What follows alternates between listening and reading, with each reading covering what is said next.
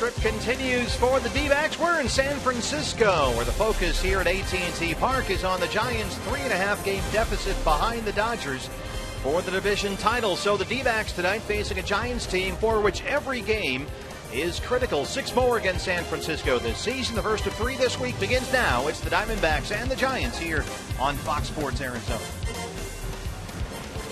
Good evening from AT&T Park. Welcome to the broadcast. Steve Berthume and Bob Brenly along the way. Bob, we'll start off with Wade Miley here tonight. He's been terrific lately. Just need to get him some runs.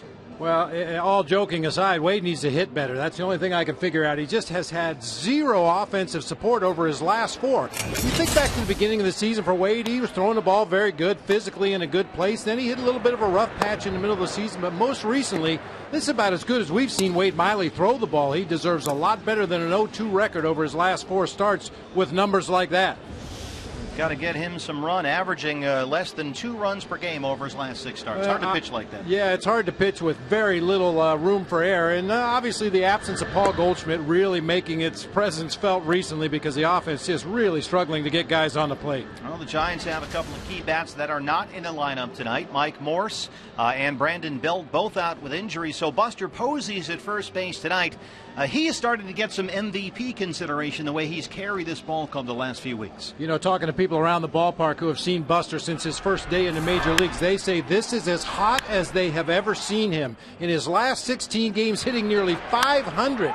I mean, it's just ridiculous what he's done over the last 16. 33 hits, 14 of those have gone for extra bases, including 7 homers. He's just absolutely locked in at the plate right now. They say he's hitting fastballs, he's hitting off-speed, he's hitting breaking balls. Got to be careful with him. So a tough matchup for the left-hander Wade Miley against the right-hander Buster Posey, who seem nice and relaxed as we get set for first pitch here in San Francisco. And when we come back to AT&T Park, we'll take another look at tonight's Giants starter. You get a little cooler now as we get set for first pitch, the Diamondbacks and the Giants here on Fox Sports Arizona. Welcome back to the ballpark. Steve Berthume and Bob Brenly along the way. It was almost exactly 1 year ago tonight, September 6th of last season, that Yusmeiro Petit started a game here at AT&T Park against the Diamondbacks. And Bob, he came within 1 out of a perfect game. Yeah, we saw Yusmeiro Petit at his best last year in that ball game. His stuff doesn't knock your eyes out. Everything grades out as pretty much average, but when he's commanding his pitches, he can do what he did to the Diamondbacks last year. Went 2 outs into the 9th inning before Eric Chavez finally got the little soft line drive into right field just in front of a diving Hunter Pence to break up the perfect game. Now, Yusmeiro Petit has spent most of this year in the bullpen. He's kind of like their Josh Cole mentor. He is in the rotation now because Tim Lincecum has struggled, and Lincecum is now working as a reliever. Yeah, and I'm not sure it's going to be this way if the Giants get to a postseason berth, but Tim Lincecum, for the time being, has found his way out into that bullpen with his 10-9 record, ERA over 4.5. It's been a struggle for the Freak, and fortunately for the Giants, they have a guy to step in Yusmeiro. Brad Sankey with you in the Diamondbacks dugout. You know, the last time we saw Kevin Towers was back on Thursday in San Diego. Later that night, news broke that he was out as GM of this franchise. Since that time, he's had some time to step away and to assess the Diamondbacks' offer and hope that he remain with the organization. Earlier today, KT was back, and I had a chance to catch up with him to talk about his future. Well, I've been through it before.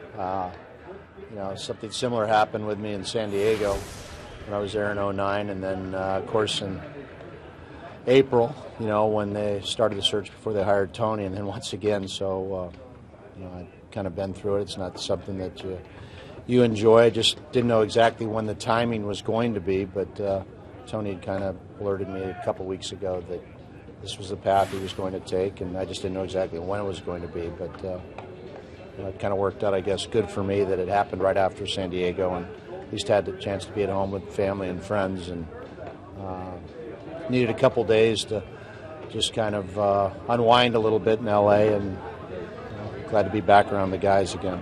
They've asked you, they've encouraged you to stay with the team. Where are you at in that thought process right now? I think a lot depends on, you know, who the GM that they hire. You know, for me, it doesn't make really a lot of sense to try to define roles and what you do. You know, different GMs bring different skill sets, you know, and, you know, I have a lot of confidence that Tony and Derek and Ken will, you know, find a good guy here to kind of lead this organization. And, At that point in time, I imagine I would sit down with the individual and see if we're simpatico, if we share similar vision. It's somebody that he has to be comfortable with me as well, and that's the only way I would want it. And if he's not and doesn't seem to be fitting in the picture, I'll move on. I'll be fine. So, now it's just kind of waiting for them to hire that individual and then have a better idea at that point in time if I fit within the organization or I don't.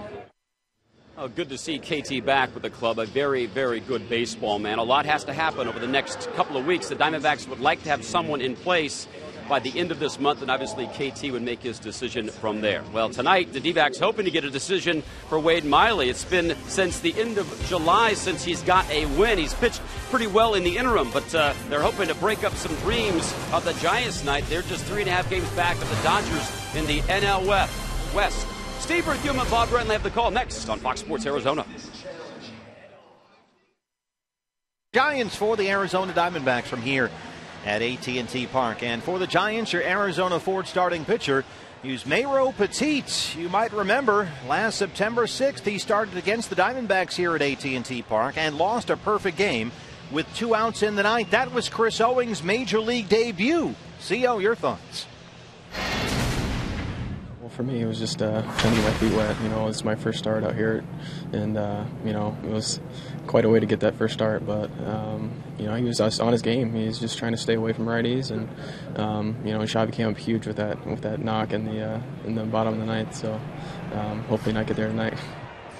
And Ciarte leads it off. Pablo Sandoval went in on the grass at third, and we are underway from San Francisco. Ender at .263 and 3 home runs on the year. There's a shot at the Panda on the left-hand side of your screen. A couple of steps in on the grass at third. Ender gets this one up in the air behind second base. Very shallow center for Pagan. One away. Is Mayro Petit. You could call him Mr. Perfect. Last September 6th, he started the game against the Diamondbacks, lost a perfect game of the ninth. This year, while working mostly in relief, set a major league record by retiring 46 consecutive batters. That came over the course of 7 different appearances. But, Bob, that's the equivalent of pitching almost 2 perfect games. Yeah, and it's all about his command. I mentioned it in the open of the show. You see 101 strikeouts, only 18 walks in his 90 and a third innings pitched. He'll command a couple of different fastballs. This one grounded to short. Should be no trouble for Arias as he fires across to Posey at first for the second out of the inning. A couple of different fastballs, including a cutter he likes to throw away from the right-handed hitters. I think that's what Chris Owings was referring to. Also has a good curveball, good changeup, but nothing off the charts. He just knows how to use the pitches he has. Average fastball right at 90 miles an hour. And that really does make him their version of Josh Colmenter. He has been moved from reliever to starter, taking the rotation spot of the struggling Tim Lincecum. This is Mayro Petit's 9th start this year and his 3rd since replacing Lincecum in the Giants rotation. Mark Trumbo up there with 2 out. There's strike 1. Jim Wolf is our plate umpire tonight. Mark 236, 8 home runs.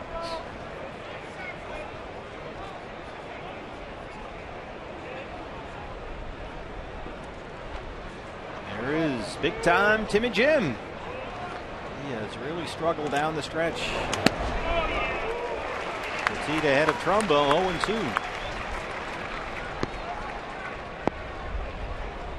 Perched up on that thing like a gargoyle.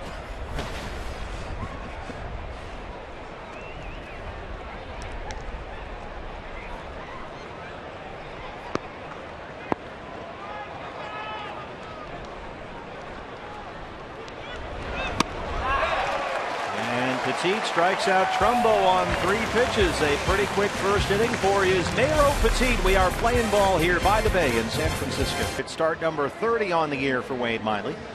As he continues to pitch well down the stretch for the D-backs, he has allowed a total of just 8 earned runs over his last 5 starts. Here's Tuffy Dozowicz. Always for him, it's fastball command. I think really getting ahead of hitters. If he gets hitters into an advantage count for him, then he can use a slider, put him away. I think that's probably number 1 is locating fastball to both sides of the plate. And his ball gets on you a little quicker. I mean, the gun might say 91, but I think it probably plays more like 93 or 94.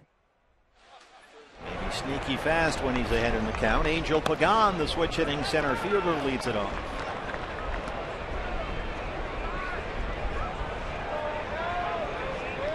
Wade looking for his first win since July 30th. Diamondbacks are 0-6 in his last 6 starts.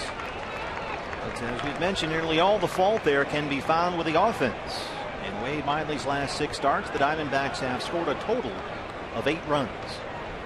You just look at his last 4. He lost 2-1. He didn't get the decision in that one. He lost 3-1, 1-0, 2-1. That's not very much offensive noise. Not a whole lot. Wow. 3 runs scored in his last 4 starts. His numbers on the year: 7-10, a 4.180 already. Pagan shoots that back up the middle for a base hit. This guy is the engine that makes this team go. At the top of the order, Angel Pagan, playing in just his 90th game this year. He has missed a lot of time with a bad back. This is the lineup for Bruce Bochy, San Francisco Giants. A lot of P's at the top of the lineup. Pagan leads it off. Joe Panik hitting second. Buster Posey, the hottest hitter on the planet, hitting third. Hunter Pence out in right field. Pablo Sandoval at third base. Andrew Susak doing the catching. Joaquin Arias at shortstop. Gregor Blanco out in left field. And Yusmeiro Petit on the mound for the Giants. The guy they're calling Posey Jr. The rookie second baseman Joe Panik takes strike one.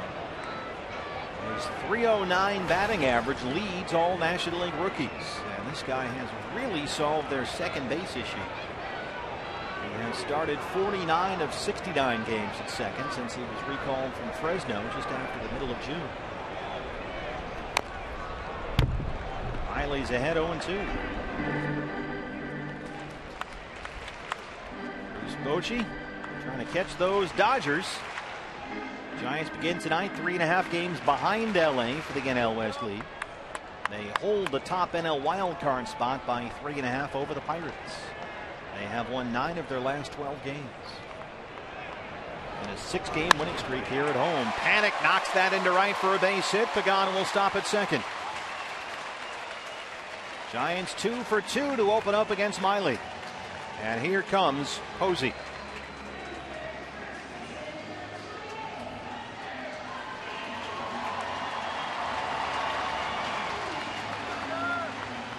Trail the Dodgers by 3.5. And here is the hottest hitter on planet Earth right now. He has been jumping on pitches early in the count lately. Much more aggressive up there, especially on the first pitch. And on a run right now that might get some MVP votes if he keeps it going for another 3 weeks here. 18 hits in his last 8 games. Swing and a miss, 0-1. Talk to the Giants guys. Bob, what do they say about what he's been doing the last few weeks? I mentioned it in the open. The guys that have seen him since day one in his major league career say this is as hot as they've ever seen him. His mechanics are perfect. Everything is locked together. His hands are lightning quick. He's recognizing pitches quickly. That's a scary thought. I mean, Buster Posey, when he's just average, is really good. When he's locked in the way he is over the last 6 ball games, hitting .565 with a couple of homers, 8 driven in, he is a scary hitter.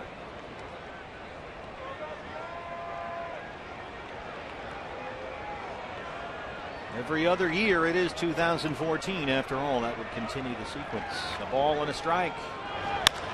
And Buster Posey gets one up in the air to short left field. Ender Inciarte has plenty of room. And that's the first out. They retire Posey. A good start for Miley there. A look at the Diamondbacks behind their left-hander. It's our mid-first bank starting defense. Once again, Ender Inciarte in left field. A.J. Pollock in center. Cody Ross over in right field. It'll be Jake Lamb and Didi Gregorius on the left side of the infield. Chris Owings and Mark Trumbo on the right side. Miguel Montero behind the plate for lefty Wade Miley.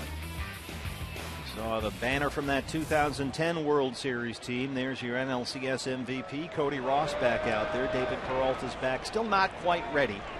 So it's Ross in right field. Hunter Pence chops the first one high to third. Lamb comes in and throws him out 2 down.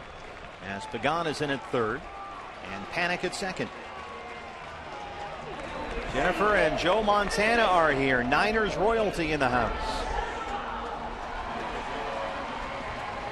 They're at a lot of games. Joe's a big Giant fan.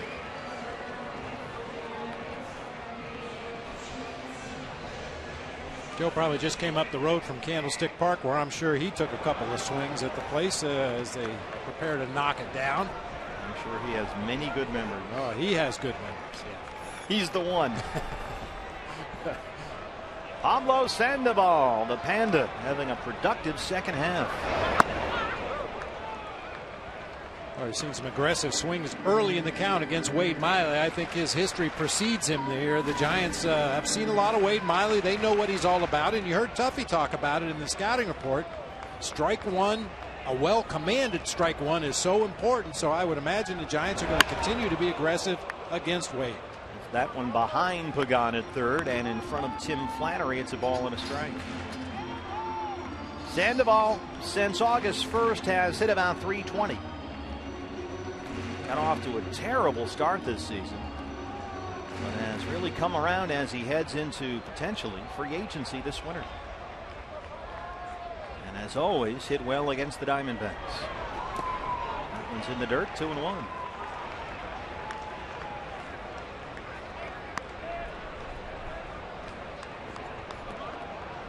Pagan is the runner at third. Panic at second, 2 down. 2 balls and a strike to Pablo Sandoval. 97 career games against the D-backs, .326 with 11 homers.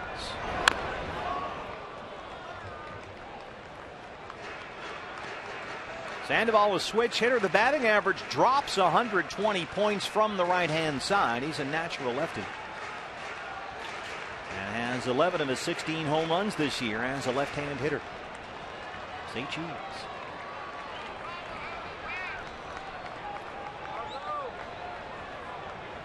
2 balls, 2 strikes, 2 outs. It's full.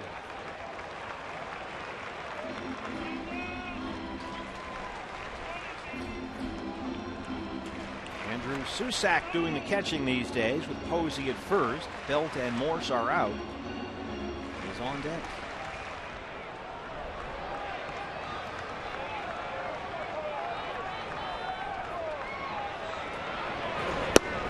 All 4, the bases are loaded.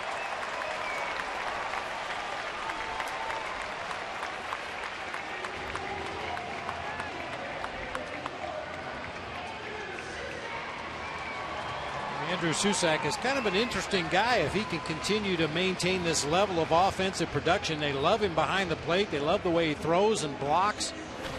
A superior defensive catcher to Buster Posey, and the fact that Buster Posey's hitting .394 this season as a first baseman as opposed to .291 as a catcher, they're going to give a real close look to Andrew Susak the rest of the way as far as assembling this team for next year. He played at Oregon State, a second-round pick by the Giants 3 years ago. 23 games in the big leagues this year. He's hit .286 with 3 home runs, and he is the backup catcher these days. Hector Sanchez is on the DL with concussion problems. Miley behind, 2 balls and no strikes. Sanchez was put on the concussion DL in late July. You've got Pagan at third, Panic at second, Sandoval at first. 2-0 to Andrew Susak. 63 games with the AAA this year, the Fresno ball club. Hit .270.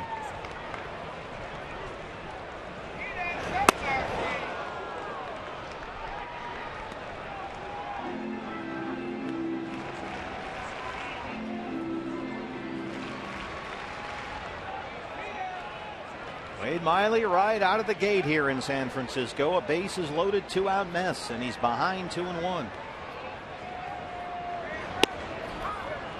There's a strike, 2-2.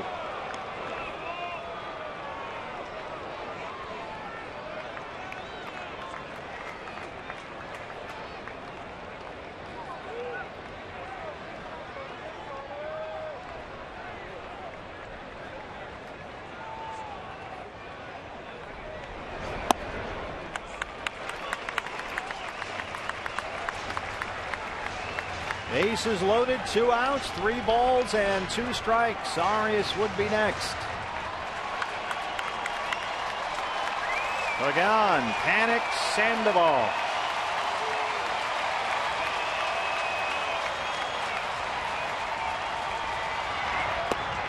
Ball 4, he walked in a run.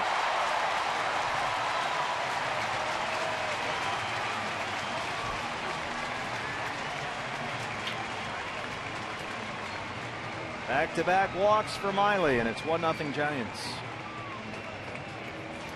Pretty good patience there by the young catcher in a situation to possibly get the first run of the game. He didn't chase a couple of borderline pitches from Wade Miley and ultimately takes that base on balls to drive home the first run of the game.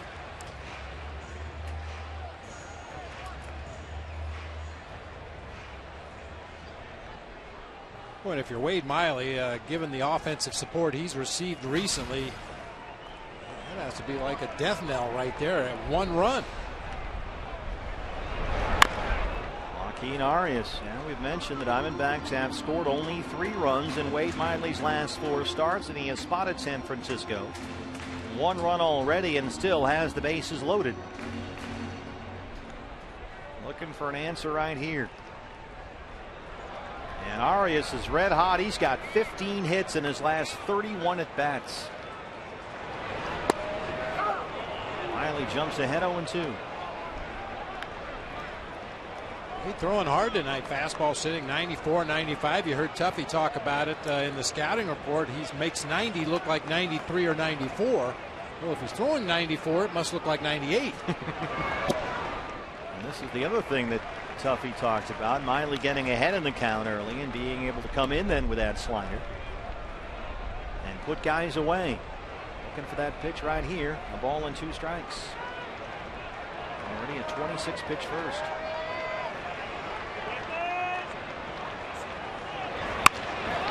On it around to third. Jake Lamb collects it. Throw pulls Trumbo off the bag, but the tag is made and the inning ends. Wade Miley leaves him loaded, but the Giants get 1 to take a 1-0 lead. Has made it 1-0 Giants as we start the second here. And a cool night in San Francisco. Yusmeiro Petit in the rotation spot, normally held by Tim Lincecum, is out there for his second inning of work. He'll face Miguel Montero, Cody Ross, and Jake Lamb. This is the lineup for Kirk Gibson's Arizona Diamondbacks. Ender Inciarte leading off, playing left field. Chris Owings at second base. Mark Trumbo over at first. Miguel Montero doing the catching and will lead off here in the second inning. Cody Ross, 3 knocks against the Dodgers on Sunday. He'll be out in right field. Jake Lamb at third base. A.J. Pollock in center field. Didi Gregorius at shortstop, and left-hander Wade Miley on the mound.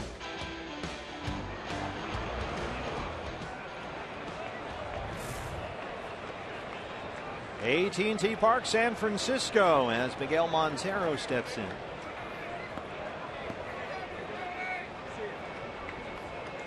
Miggy 254 and 13 home runs on the year. A single and a walk in Sunday's series finale in Los Angeles.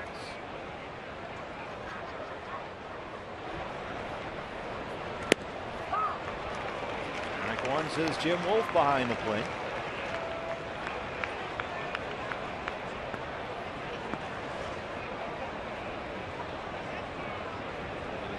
Petit tonight, his 3rd starts and moving in from the bullpen to take Tim Lincecum's rotation spot.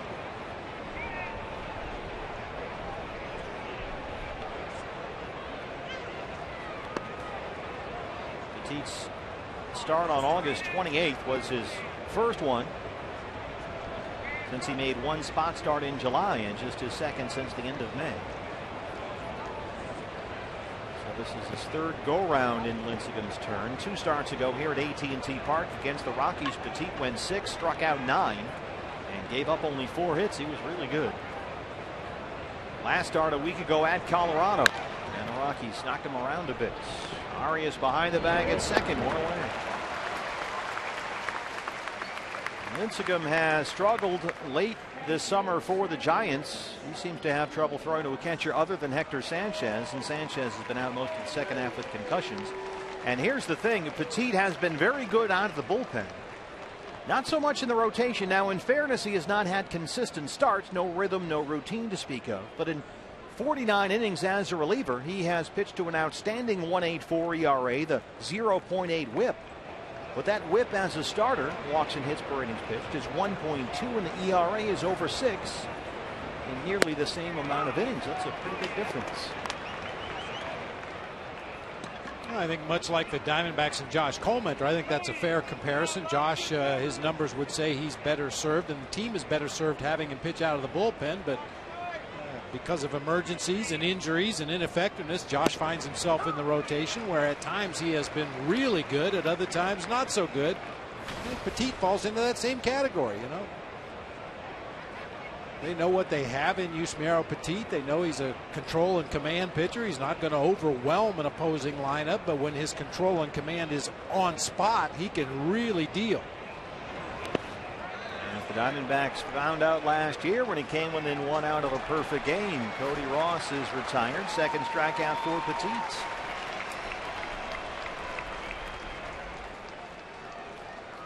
And of course, Yusmeiro Petit, a former Diamondback, 9-19 career with the D-backs from 2007 through 2009.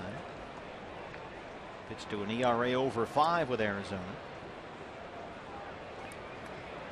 Diamondbacks acquired Petit late in spring training in the 07 season from the Marlins in a trade for Jorge Julio. Played 3 seasons with the D-backs before he was waived. Jake Lamb. 192, 2 homers for Jake. Had a couple of hits in the Dodgers series.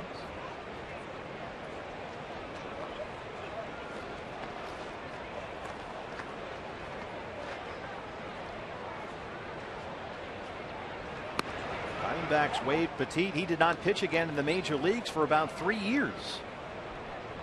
Until he showed up here in San Francisco, pitched in 1 game with the Giants in 2012. Worked mostly out of their bullpen last year and again this year. A near perfect game almost exactly 1 year ago, September 6th here at AT&T Park.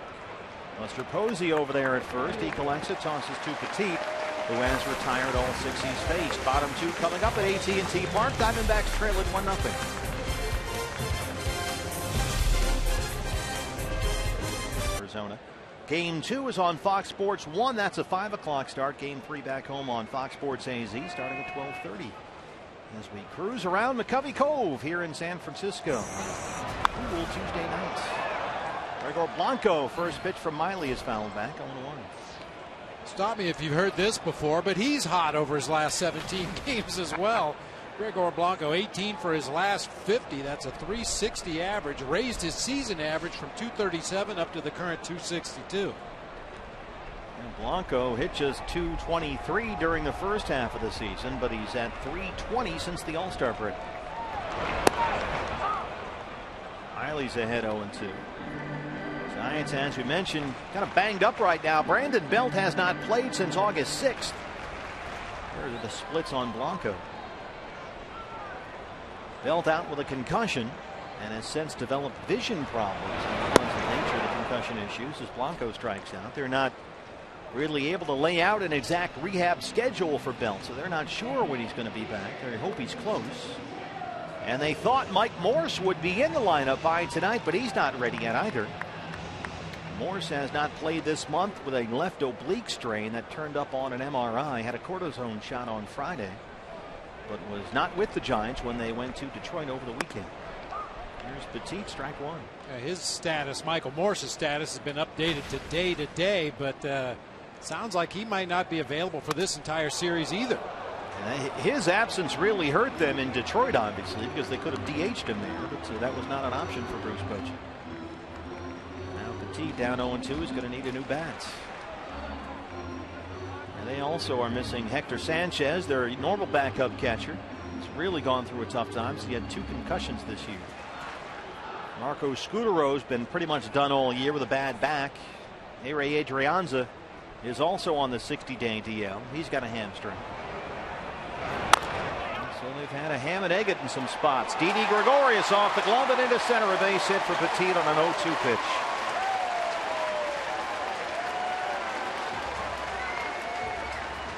Slow hopper up the middle, and nobody could get a glove on it. I think it took a little bit more of a hop than Didi was expecting. It looked like he was in pretty good shape to make that play. Granted, he was way up the middle of the field, but that last bounce when that ball came down in the infield right there really took a big bounce. Didi couldn't make the adjustment quickly enough. You can see Didi always carries his glove where he thinks he's going to make the play, and you can see he had the glove out there about belt high, and then the ball shot up and over his glove into center field. Third hit for the Giants. Here's Pagan, the leadoff man. Singleton scored his first time up. About all the injuries the Giants have had, they really miss this guy. This is only his 90th game this year. Missed 44 games with back inflammation. Swing and bunt up the first base line. Miley says, "I got it," calls off Trumbo and can't make the play.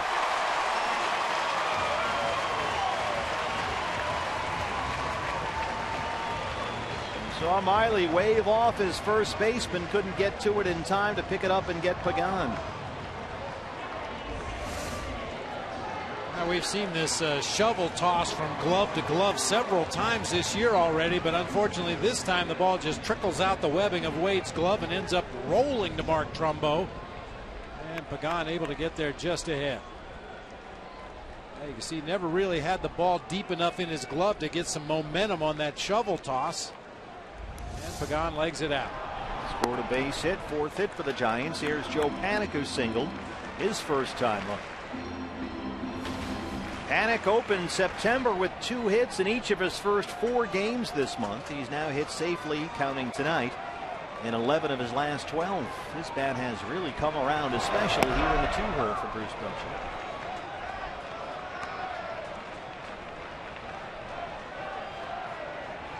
Panik has become a key part of this offense. He has spent the last 10 games hitting second in the Giants order, and the Giants have won 7 of those 10 games.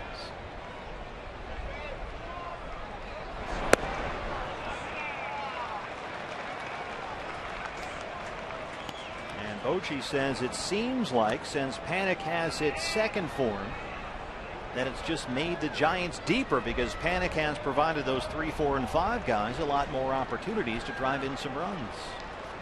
He has been a number 2 hitter throughout his minor league career, and he's got his second hit tonight. And the Giants again, for the second consecutive inning, have the bases loaded.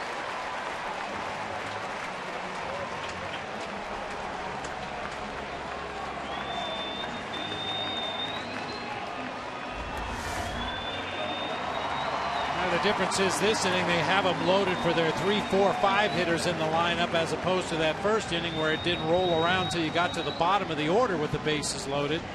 Tim Flannery, the third base coach, throwing up a stop sign on Petit, obviously at third base, but held his hands high and was really looking out at Pagan at second base, making sure he didn't run the Giants pitcher off the bag at third.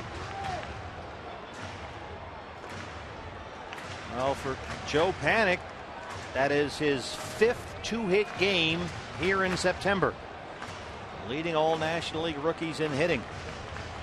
And we've told you about the guy coming up here, Buster Posey. Last 16 games he is batting almost 500. I talked to Mike Krukow, the fine analyst on their TV show, and he said Buster Posey's kind of an old school guy in that he does a little bit of tee work every day. Puts a ball in the tee just to work on a few things. He takes his regular batting practice on the field, and that's it. No extra work in the cage, no extra swings. Obviously, being a catcher primarily, he wants to save as much of his energy as he can for the ball game itself, so he doesn't spend a lot of time taking extra hitting in the cage or extra hitting on the field. He gets enough that he feels like he's ready to start the game, and then takes it right into the game with him. Saving some bullets, you think? I think so. Yeah, obviously he's found something that works for him.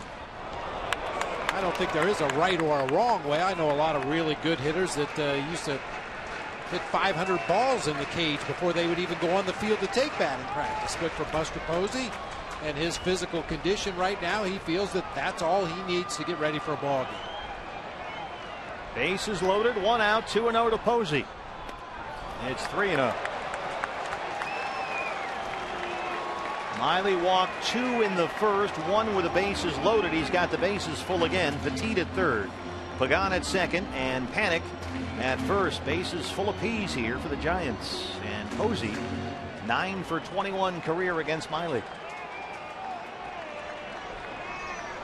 3 balls and no strikes.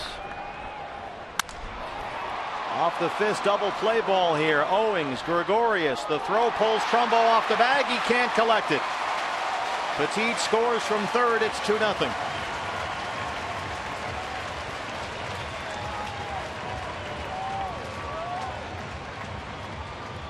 Couldn't have asked for a better result in a Buster Posey at bat in that situation than what the Diamondbacks got, but they can't take advantage.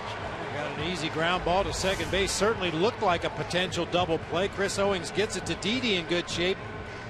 Didi, the rhythm was off there at second, and Trumbo's had all kinds of issues over there at first base.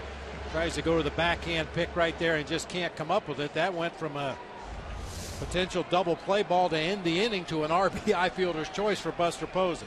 Instead, the run scores, and they're on the corners with 2 outs for Pence. Rounded out on the first pitch he saw his first time up. And Hunter Pence leading the National League in hits. 295 on the year, 19 home runs. 0 for 3 Sunday at Detroit. That snapped an 18-game hit streak for Pence. During his 18-game hitting streak, hit .384. And he's ahead 2-0.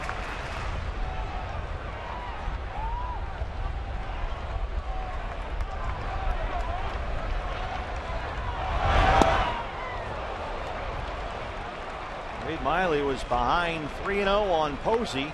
Same for Pence. The strike zone is something that Wade cannot find right now.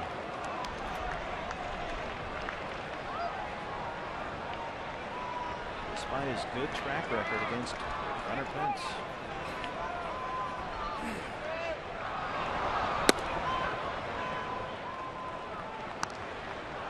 Well, it was kind of telling that Hunter Pence got pretty fired up the other day when he scored his 100th run of the season.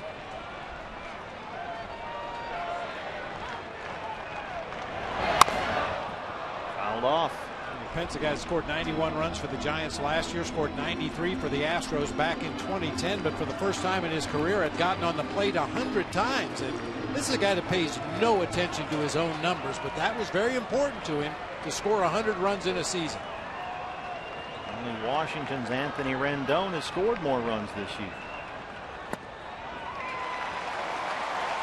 3 walks issued by Wade Miley, and again the Giants have the bases full.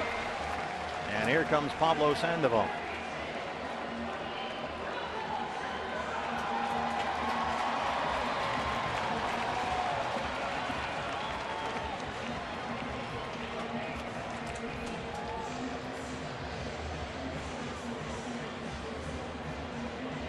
Sandoval walked his first time up.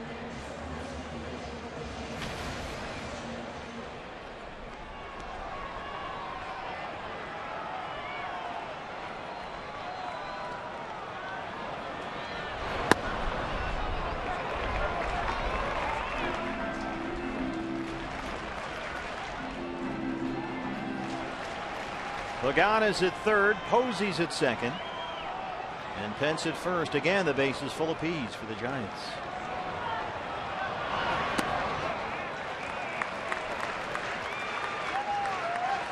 Pablo at the plate. I see what you did there. Oh, man. Barely more strikes than balls so far for Miley, who's at 51 pitches now through 1 2/3. And still with work to do here.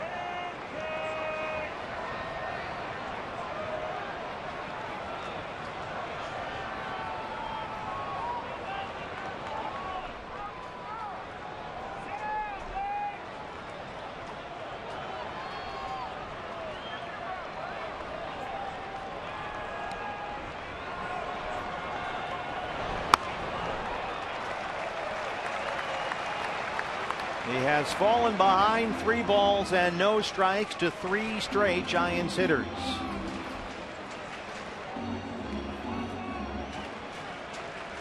Posey hit a sure double play ball that the Diamondbacks could not turn. Pence walked, now 3-0 to Sandoval as Zeke Sproul just up today. Begins to warm up, and now Miley has walked in another run, his second bases loaded walk of the ball game, and it's 3-0 San Francisco.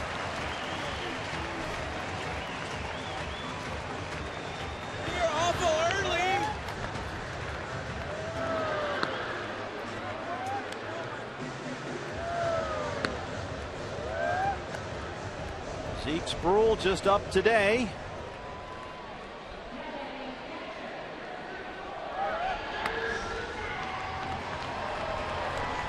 Zeke will turn 25 on Thursday, his 3rd stint with the Diamondbacks.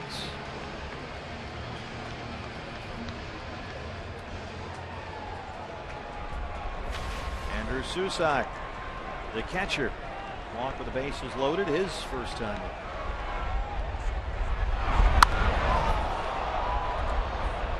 I say it all the time. You come to the ballpark hoping to see something you've never seen before. For Giants fans who have watched Pablo Sandoval throughout his career, there were probably months they didn't see him walk twice. He's walked twice in this ballgame.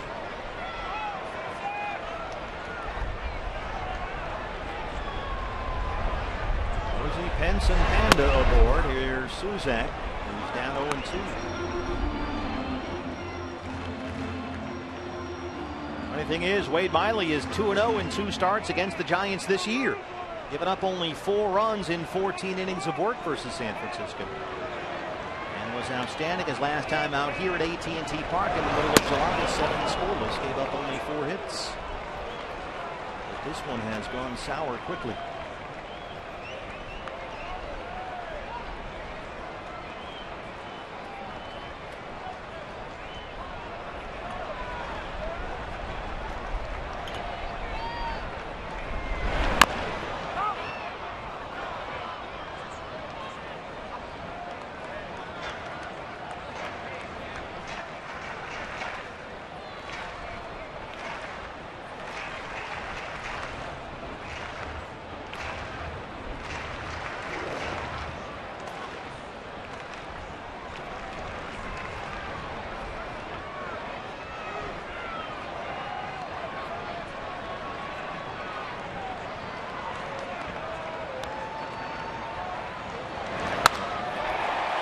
Right field. Cody Ross makes a nice sliding grab with the bases loaded and saves perhaps at least 2 runs. Cody Ross, the former Giant. How about this in right field at AT&T Park to help limit the damage through 2. D-backs trail at 3-0. He apparently didn't like what he heard from his skipper. His spot is due up 3rd here in the inning, and I believe they're going to hit for him.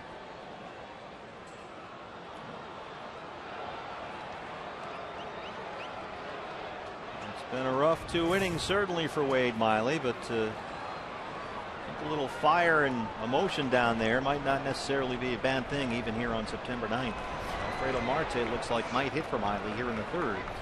Pitcher spot is due up 3rd after Pollock and Gregorius. Yusmeiro Petit has retired all 6 Diamondbacks he has faced, and he's got a 3-0 lead. A.J. Pollock leads off the 3rd. That's always a tough decision for a manager. You're already behind 3-0 in the ball game. You need some kind of offense. You have to make a determination. Is my pitcher going to settle in and stop the bleeding, or do we need to go ahead and pinch hit for him right here and take our shot offensively? Just play devil's advocate here. Is there a chance that if you get Miley all sparked up like that and fired up, and he does go back out there, maybe it, I don't know, kind of shakes out the cobwebs or sets off an alarm bell with Wade, and suddenly he's a different guy? Well, it could, or it could go completely the other way. You know, he could go out there and have a little too much adrenaline working, a little bit too much "I'll show you," and get even wilder than he's already been in this game. He has walked 4.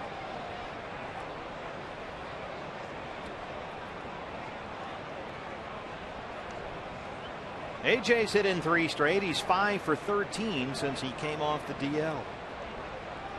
Back off a little nagging groin thing that kept him out a couple of ball games. But he strikes out to open up the 3rd. That's 3 strikeouts for Yusmeiro Petit.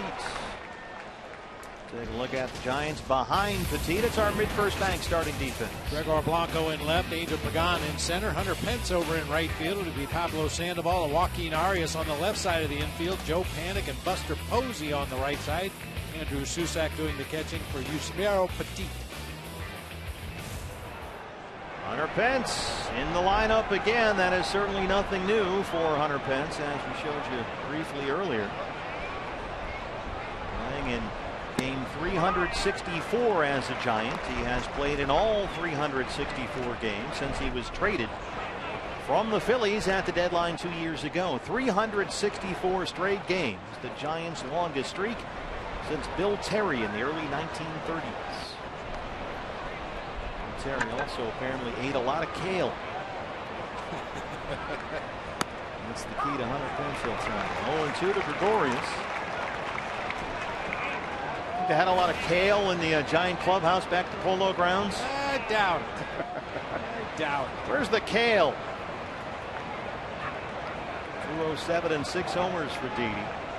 RBIs in each of his last 3 games.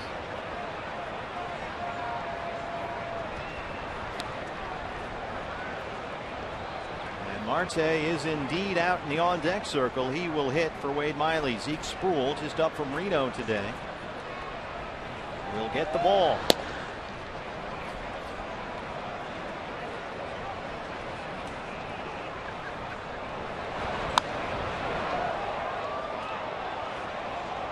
Hey fans, anytime the D-backs score 6 runs or more, Taco Bell is giving away 3 free tacos with the purchase of a large drink between 4 and 6 the following day at participating locations.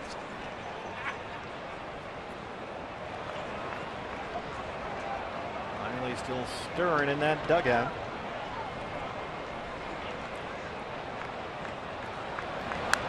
You ever have a, I don't even want to call it an altercation, a discussion like that with a starting pitcher? Yeah. In the dugout? A couple times a week. Was it your style?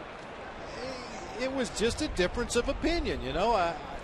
Looking at the ball game, the manager looks at it a little bit different than the starting pitcher. Wade Miley's been waiting 4 days for this opportunity to go out there and compete again, and he wants to give it everything he's got until he has nothing left to offer.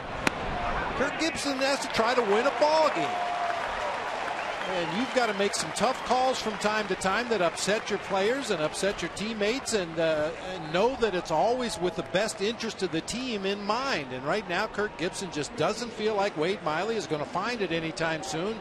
You got to find a way to score one. We've documented the offense has struggled mightily, so you know, rather than run Wade Miley out there again, lose. You assume he's just going to make an easy out in his at bat. That's not always the case with Wade, but you got to take your shots early in the ball game. And so here is Alfredo Marte hitting for Wade Miley in the 3rd inning, and he takes strike 1. Marte 0 for his last 11. As a pinch hitter this year, he has 4 hits in 13 at bats, including his grand slam earlier this year at Philadelphia. Wade Miley's last 4 road starts, he gave up 2 earned runs in over 27 innings of work. He gave up 3 in 2 innings tonight. I mean, it was clear he didn't have good command, and once again, referring back to Tuffy in the scouting report, it all works off his fastball command, and he just didn't have it tonight.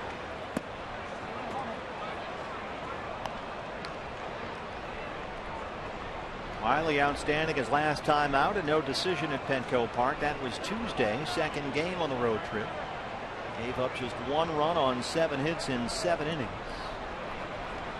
And he will go only 2 innings tonight in San Francisco. Marte predictably strike out.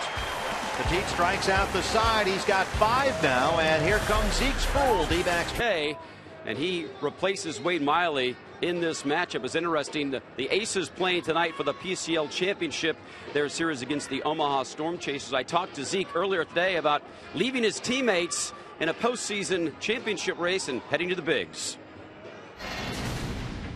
You're playing for something all year long, so every pitch you make counts, especially in the last 3 weeks. Everything we've done has counted for going towards the playoffs, because we were behind Sacramento for most of the year, actually almost the entire year. And so we had to catch them and play 5 games against them to finish the year. And those were some pretty fun games. Yeah, we saw that celebration when they beat Sacramento to make it to the playoffs. He said that he got the news he was being called up. It was an off day, and he was playing some golf. So he takes over now for Wade Miley. Here in the 3rd inning, Brad, Joaquin Arias will lead it off for the Giants. You saw the numbers on Zeke Sproul, a Diamondback through the Martin Prado Justin Upton deal, part of the package the Diamondbacks got from the Atlanta Braves. Arias hits a slow roller to shortstop. Didi Gregorius throws him out. 1 down here in the 3rd. 79 innings for Zeke with Reno this year. 89 hits allowed. He struck out 71. And he is making his 3rd appearance with the Diamondbacks this season. 13 hits allowed in 9 1/3. at the big league level this year. Gregor Blanco struck out his first time.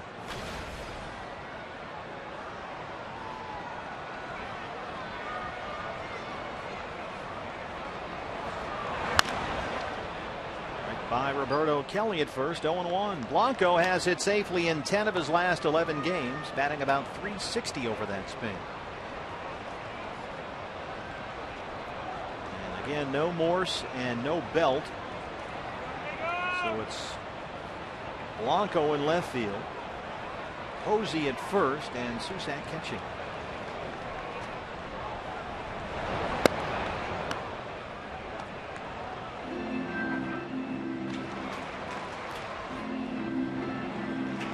Sure, Zeke Sproul trying to keep as close an eye as possible on his teammates down there in Reno. He might not want to look at the scoreboard. Playing Omaha tonight in game 1 of that championship series. They find themselves behind by a bunch early. The Storm Chasers. Yeah.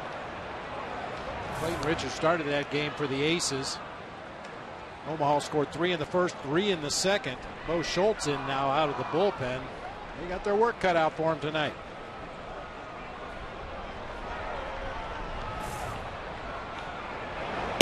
Great to see the pictures on the Twitter when we pulled it to town here from the Hillsboro Hops big win. Yeah. League champions. A lot of celebration shots on Twitter from the players and from the ball club. Congratulations to everybody up there.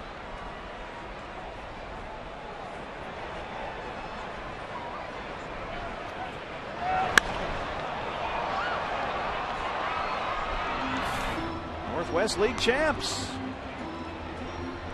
Defeated the 3-time defending champion Vancouver Canadians, the Toronto Blue Jays franchise. I guess affiliate is the proper word, not franchise. A franchise affiliated with them. Thanks. Up here, the left field line. Inciarte has to watch out for the bullpens down there, and it drops in. Well, in case you haven't been following the Diamondbacks minor league franchise, as we mentioned, Hillsboro won the Northwest League championship.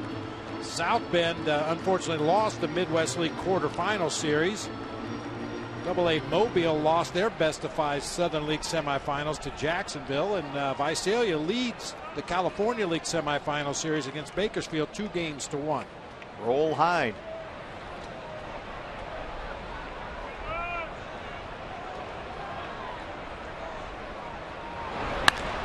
Blanco belts that for a base hit into right. Ross over to cut it off near the wall, and Blanco has a 1-out single.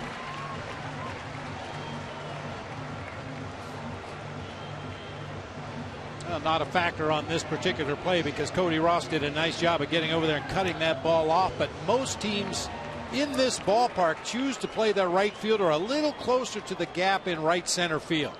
They call it Triples Alley for a reason out there. It's very short right down the right field line, only 309 to the base of the fence in right. Any ball hit down that corner is an automatic double anyway. Jake Lamb will field the bunt coming in from third against Petit, who moves Blanco along, 2 down. So rather than protect against what would be a sure double if the ball's hit down in the right field corner, try to take away a possible triple by shading a little bit more toward the gap in right center. We'll see how Cody positions himself here tonight. Well, we should have figured. Full moon, more like bad moon rising.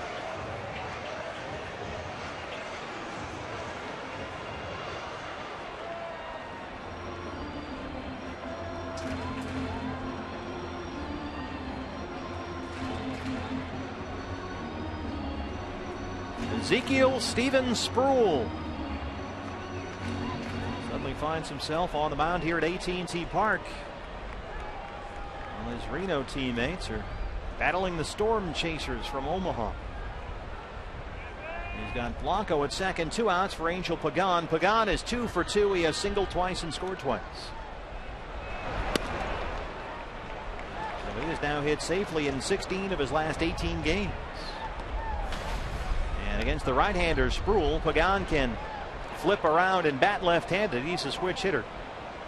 And this is by far his better side. He's hitting better than .330 as a left-hand hitter this year.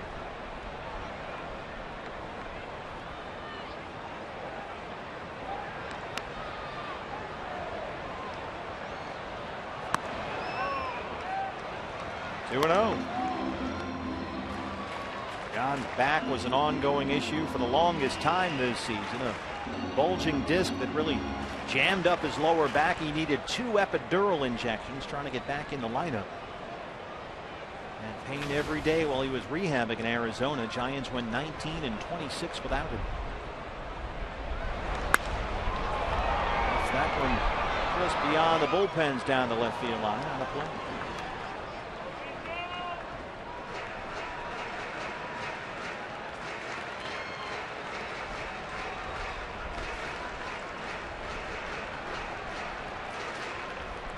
Last year, Pagan injured as well, played in only 71 games after he needed surgery on that left hamstring. This year it was a back. This is just his 90th game this season.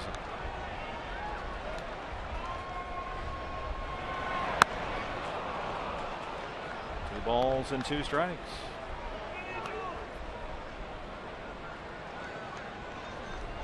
I don't things feel heavy right now, but it's still only 3-0. And there's a long way to go here.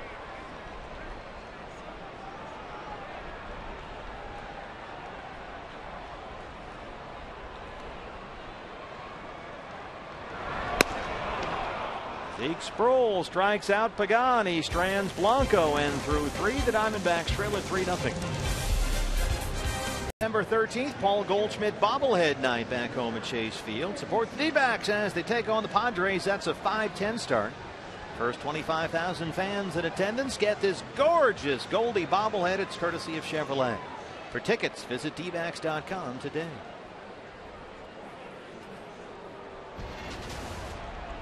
Getting cozy at AT&T Park. Giants feel comfortable. They lead at 3-0, and Yusmeiro Petit has retired all 9 he's faced so far. Ender Inciarte leads off the 4th. 5 strikeouts already for Petit. Inciarte flat out his first time up 0 for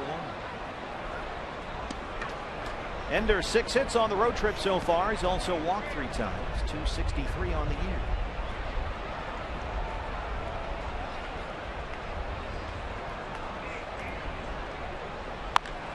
Ender Inciarte yanks this one down the right field line, and that ball is gone. A home run. It's in McCovey Cove. Ender Inciarte is 4th, and the D-backs are on the board. The rookie has found the ocean here in San Francisco.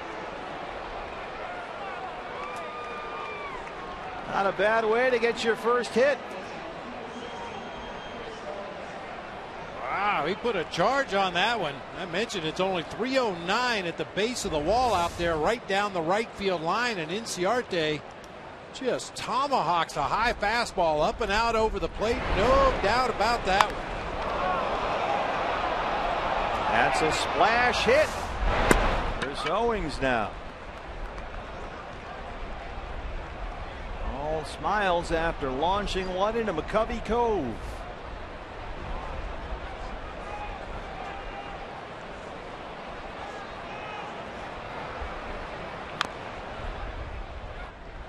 See if that gets things started here for the D-backs. Their first hit of the ball game is the Inciarte homer to lead off the 4th.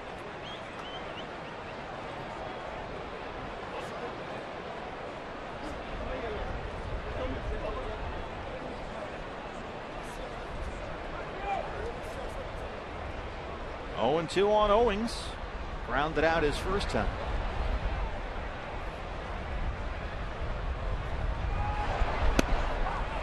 Ball strike 3, 6 strikeouts for Yusmeiro Petit. It has seemed like a long drought for the Diamondbacks in the home run ball. That's their first home run in their last 8 ball games. Just dots that outside corner. Speaking of home run drought, here's Mark Trumbo. Last homer 26 games ago, August 9th. So it's been a month. He has got 1 homer in 49 games since he came off the DL. That's just over 200 plate appearances. 235 on the year. Mark gets this up in the air. It's a fly ball to left field. Blanco and Pagan. It's Pagan at the track. 2 down.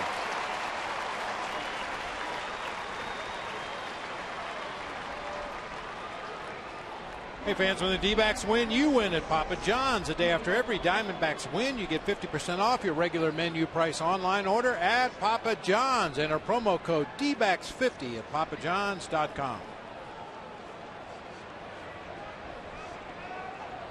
2 down for Miguel Montero. Miggy grounded out his first time.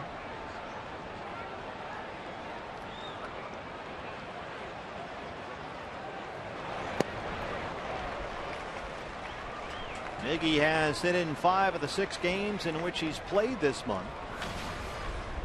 He had an RBI in each of the 4 games at Petco Park in San Diego to open up the trip last week.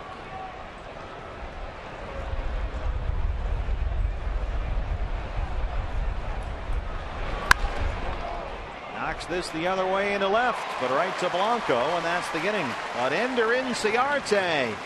A splash hit for the Diamondback rookie outfielder. His 4th home run is in McCovey Cove, and it's a 3-1 on the board. And now it's up to Zeke Sproul to keep the Giants off the scoreboard, so the Diamondbacks can get back in this thing.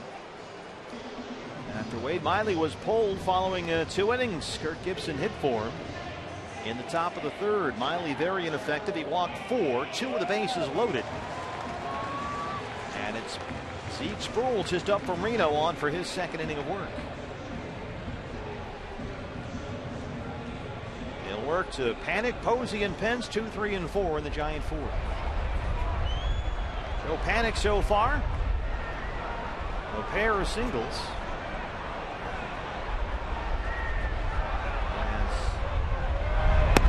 Hot bat lately among National League rookies. In fact, leads all National League rookies in hitting at 309, and now he's got 2 more hits, so he's up to 316. His 5th 2-hit game here in September already,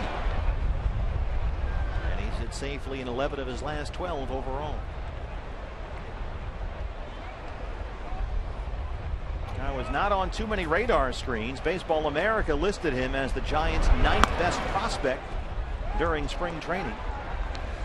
Another network didn't rank him even in the top 10, but did say that he remains in the system as a potential utility infielder.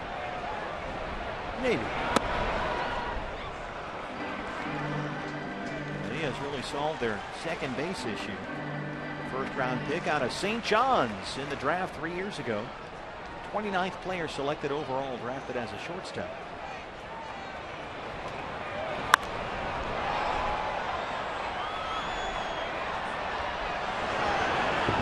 They even tried Dan Ugla over there for a while. Yeah. I mean, it was a disaster down there at second. They had Brandon Hicks and Adrianza, Arias playing down there. They brought in Ugla for, well, about 3 or 4 games. And they finally went with a rookie, and he has delivered big time. There's a lot of Giants hitters that are hot, including Joe Panic, but Panic is a big part of the reason the Giants, since the All-Star break, are averaging 4.7 runs per game. That's 2nd in the big leagues. Their team batting average, 279, leads the major leagues, and their team batting average with runners in scoring position, 317, leads the major leagues. And they are without Belt and Morse, 2 big bats in their lineup right now. And Panic turning in a good AB here. Just a great name, too. Has all kinds of possibilities. What do you got? Well, I don't have anything, but I'm sure the Giants marketing department is busily working away at that. What's the Clash song? Is the Clash Panic in the streets or something? I don't know. Joe Panic 3 for 3. All he does is hit.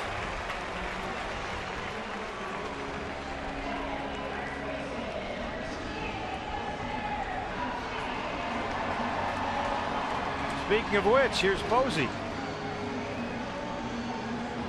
Flied out and reached on a fielder's choice. 0 for 2. 18 hits in his last 8 games.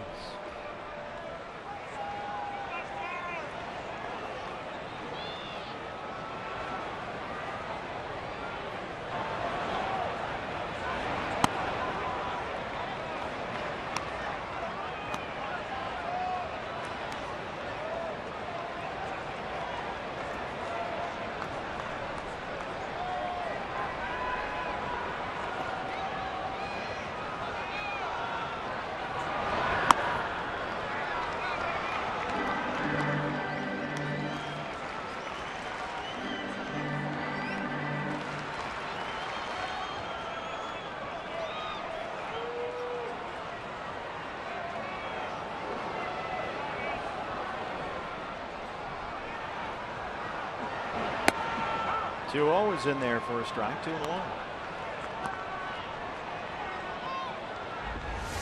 Zeke Sproul came with a breaking ball in a 2-0 count right here. Rolls a little slider up there in the middle of the plate. You can see Buster Posey's front side open up, anticipating a fastball that he could possibly pull to left field. Just has to take that slider for a called strike.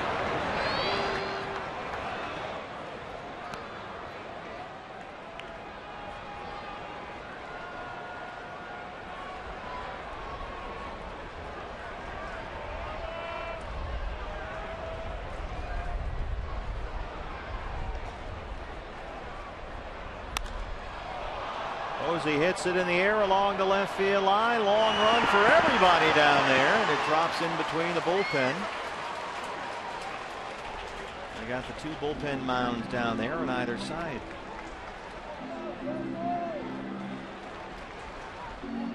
Boy, with the wind here in San Francisco, always a factor. Occasionally the fog is a factor. Alan Trammell talking with Jake Lamb between innings about watching the flags, trying to anticipate what might happen on a ball popped up in the air. I remember Jake chased one right over to the railing in front of the Giants dugout earlier and really missed the spot by about 8 or 10 feet. So I think Tram was just telling him, you know, take everything into consideration before the pitch is thrown. That may help you get to the right spot quicker. 2-2 is hit to shortstop. Didi Owings turns it. A nice turn by CO at second base with Panic coming in there. And quickly 2 down.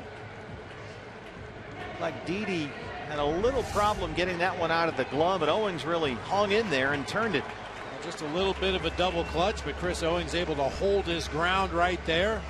Strong relay throw on to first base. I'll tell you, Buster Posey does a lot of things well. He's not the swiftest runner down that first baseline, so CO had plenty of time to complete that double play. Brings up Hunter Pence. Hunter Pence is one guy glad to see Wade Miley gone. He was 2 for 19 lifetime against Wade Miley. That's a 105 batting average. This guy doesn't hit 105 against anybody.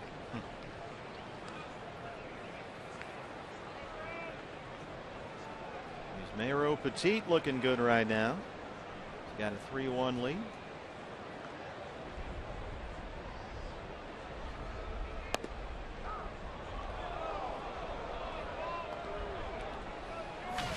Diamondbacks have done a pretty good job with Pence all season. He's hit 151 against Arizona this year in 13 games.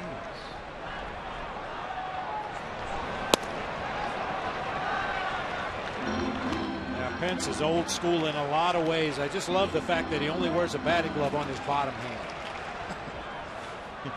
That's kind of the way the whole thing initially got started with the batting gloves. Guys would wear them just on their bottom hand. Gradually it evolved. Now just about everybody wears 2 batting gloves. And then they change gloves when they get on base. You got to have different gloves to run in, right? Sliding gloves, yeah.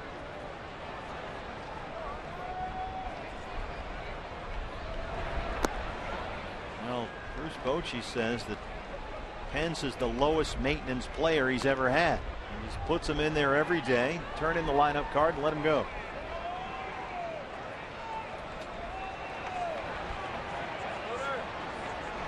3 balls and 2 strikes. Just does stay alive. Maybe checking on Jim Wolf back there.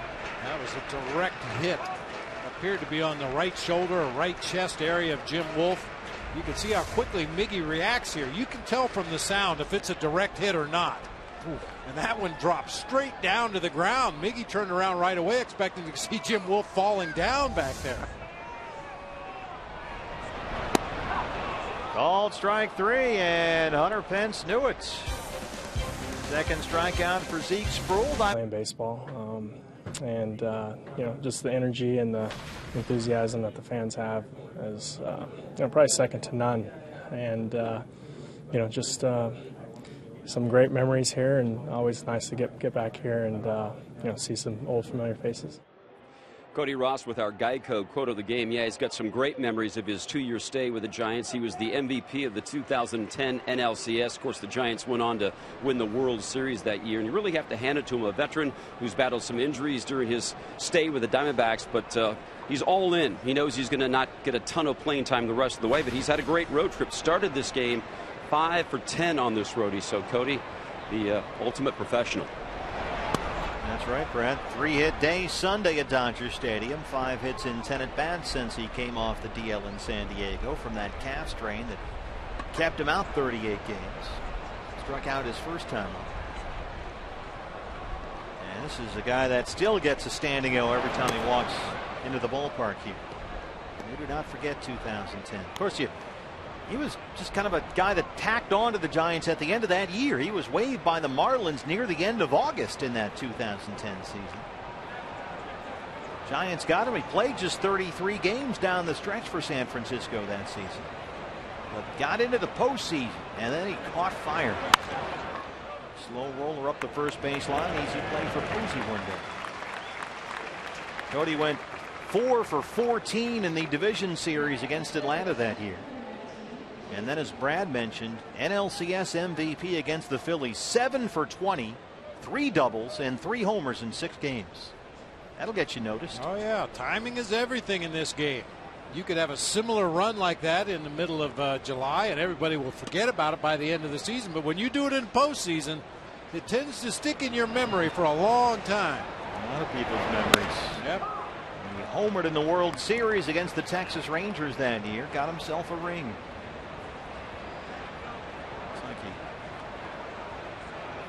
Some vibrations off the bat on that last one. I think he hit it right out near the end of the bat, and that will send some shock waves through your hands and your arms. A little stinger. That's over the glove of Panic and into right. Jake Lamb has a 1-out single. Second hit for the D-backs. Here's A.J. Pollock.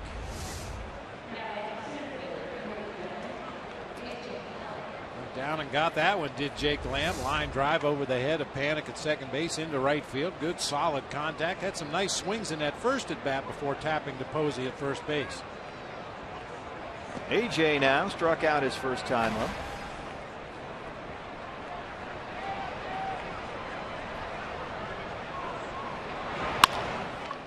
Double play ball here. Arias, Panic, Posey, they roll it. That's the inning. Bottom 5 coming up from San Francisco. Diamondbacks trail the Giants 3-1.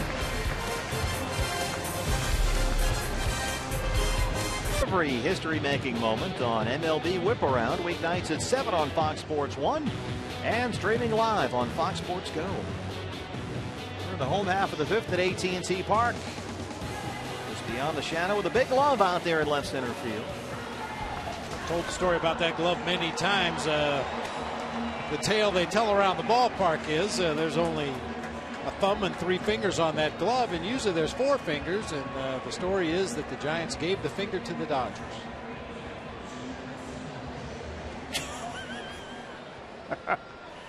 Well, tonight it's the Padres. They lead 5-0. Yeah. Well, the Dodgers had some adventures in their ball game yesterday. 3 errors on the 1 play. Hello. And they are 3.5 games ahead of the Giants as we start this one off. Here's Pablo Sandoval, who has almost miraculously walked twice in 2 plate appearances. Once with the bases loaded. We were talking about batting gloves earlier, how Hunter Pence only wears 1 and just on the 1 bottom hand. Well, the Panda, before the season starts, he orders 40 pairs of batting gloves. 40. And if he doesn't get a hit in a game, even if they're brand new, he throws the gloves out. And then he gets new ones for the next game. And if he gets a hit in the next game, all the gloves get to live another day. And if he doesn't, then they don't. And so he goes through about 40 pairs a year. Those ones apparently are okay so far.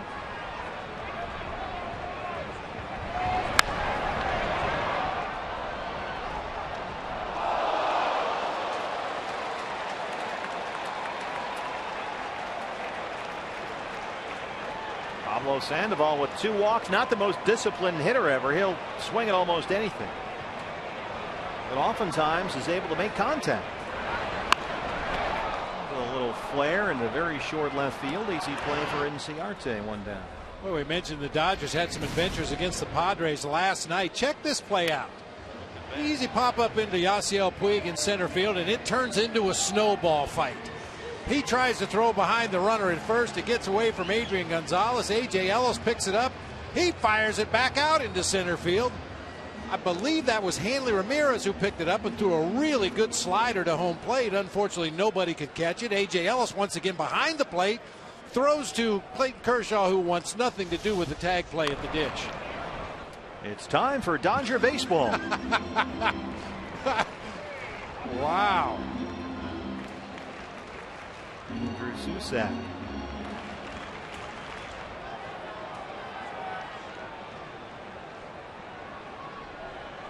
Giants tonight will play all of their remaining 19 games this year against the NL West. They'll play the D-backs and the Dodgers and the Padres.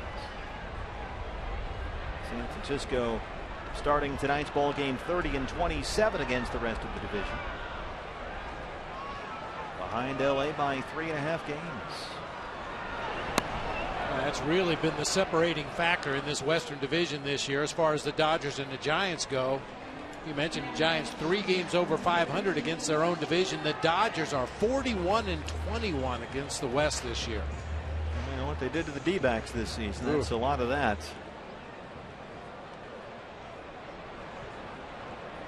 And there you are. A 3.5 up on the Pirates, at least at the start of play today, for that first NL wild card. So you don't want to get in that game because anything can happen. Joaquin Arias 0 for 2. And the deal is, you know, obviously you're battling trying to win your division, so you avoid that one game play-in game. But in order to do that, you're going to pitch your guys possibly on short rest down the stretch to try to get there. And then all of a sudden, if you end up in that wild card one game, you may end up with your 5th starter starting the game to save your season. Well, the idea was, in a sense, to penalize the wild card team. You know, there really was no penalty before. In fact, the Yankees said that one day. Brian Cashman a couple of years ago said, you know, we reached a point where we decided, let's just play for the wild card because there's no downside. You get one fewer home game in that first series and that's it. But what you have to go through to try and win the division is not worth the hat and the t-shirt that they hand out to you in the clubhouse afterwards. So let's just pull back and settle for the wild card. And that, in a large sense, is where the idea for the expanded playoffs really got going. And the great irony of that is you expand your postseason field while at the same time underscoring the importance of the regular season. It doesn't water it down, and it in fact has the opposite effects. Arias grounds out, and Zeke Sproul has retired 5 in a row. We head to the 6th inning here in San Francisco. Century Link, your link to what's next. Ender Inciarte coming up in the 6th. Last time up, he found the cove. Easy fan photo.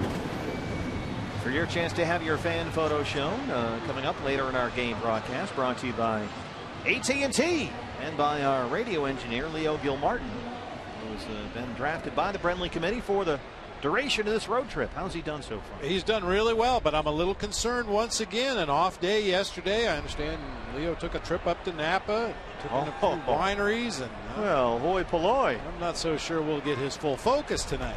I'm not sure we ever had. He's right behind Greg Schulte and Tom Candiotti in the Diamondback radio booth. Look at the governor wearing a parka over there. I walked in that radio booth earlier. They had their heater turned on. It was about 98 degrees in that booth. Those wimps. Didi Gregorius leads off the 6th against his Mayro Petites. So far has given up only 2 hits, one of them. Ender Inciarte's home run into McCovey Cove to lead off the 4th. Didi struck out looking his first time up, 0 for 1. 6 strikeouts so far for Petit. At one point he retired via the strikeout 4 of 5.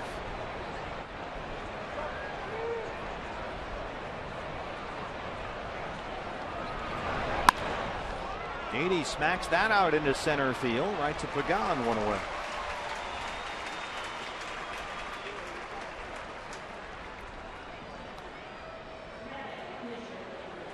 Well, so far, Bob, I got to say that I know Wade Miley wasn't happy when Kirk Gibson said, "That's it, you're done. I'm going to hit Marte for you in the 3rd." But Zeke Sproul has done a really good job settling in, and the Diamondbacks have gotten 1 of the 3 runs back. Yeah, but you got to score at least 2 more to tie this game. And once again, giving away an at-bat here in the 6th inning. At least you assume you're giving away an at-bat, sending Zeke Sproul up there to hit.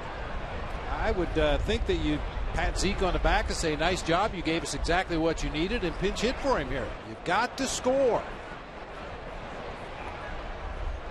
Zeke has worked 3 innings in relief of Miley. He lines that one softly to Posey. 2 down now. Here is the splash hit hero, Ender Inciarte. He's going to slow leg it up to the plate here. He's going to give Zeke Sproul a chance to get back into that dugout. Ender Inciarte, our top tier player of the game, brought to you by Arco, the 7th splash hit by a Diamondback player all time. And that is the 101st home run into McCovey Cove in the history of this ballpark. On the fly, that is. 101 in the Cove, hit by Ender Inciarte in the 4th. It was the 35th ever by an opponent. The 7th Diamondback. We just saw the guy that hit number 100 not too long ago. It was the Rockies' Corey Dickerson. He was the guy that just a few weeks ago hit the 100th splash hit in the McCovey Cove here at AT&T Park. 35 of those splash hits, by the way, were off the bat of Barry Bonds. They only keep track of the giant ones. So 35 of the 66 go to Bonds. But it's Corey Dickerson of the Rockies who hit number 100. And now Ender Inciarte is on the scoreboard with number 101.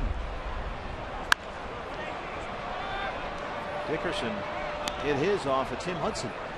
That broke up a no-hitter, in fact. And Ender's home run broke up a perfect game. Only the 4th inning, but given Yusmeiro Petit's track record in this ballpark against the Diamondbacks in terms of perfect games, you can't get the hit too soon. Yeah, seeing as how he'd only given up 1 hit in his last 12 innings in this ballpark against the Diamondbacks, you'll take your runs wherever you can get them. And I think it bodes well for Inciarte. We've talked a lot about his development as a leadoff hitter, how he seems very comfortable in that spot. And part of being a leadoff hitter, especially if you have a little power, is picking your spots, picking your counts, and trying to become a power hitter. You got to pitch up and out over the plate, and there was no doubt that that ball was going to leave the ballpark as soon as he made contact. Called strike 3, says Jim Wolf, who rings up Inciarte. Now 7 strikeouts for Petit. He leads it 3-1.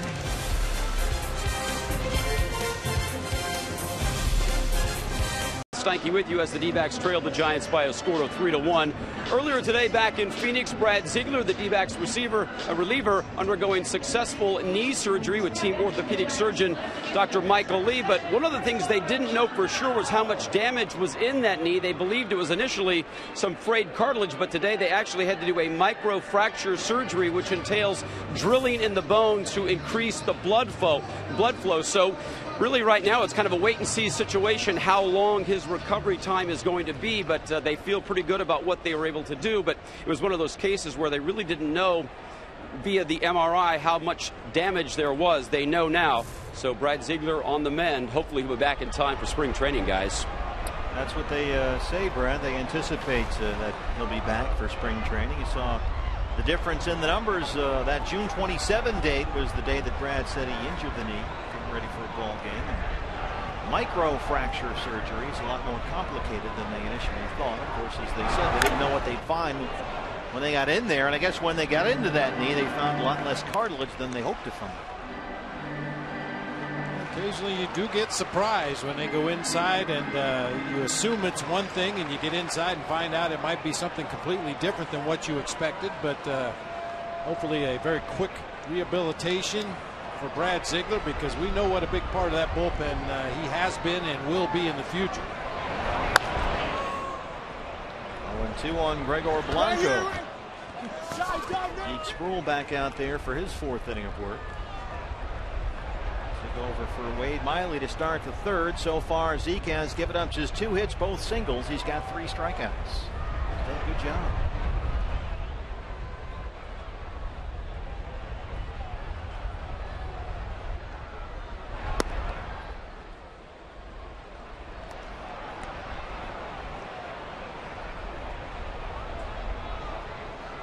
D-backs with 6 more games left this year, counting tonight against the Giants. We're playing 3 here at AT&T Park this week. 3 more back home at Chase Field. Mark Trumbo off the glove, and it rolls up the right field line. Blanco's aboard. That's a base hit for Blanco. He's 2 for 3. Scored a base hit. That's a little surprising. That ball was hit right at him. Just kind of put his head down, tried to do the old Olay pick out of the dirt.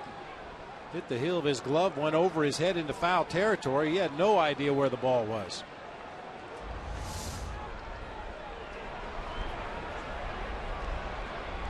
And now Yusmeiro Petit can move him along like he did his last time up. Petit has also singled and scored a run. How was that a hit? I retired way too soon. David Bush is the name of the official scorer here tonight. Take it up with him between innings.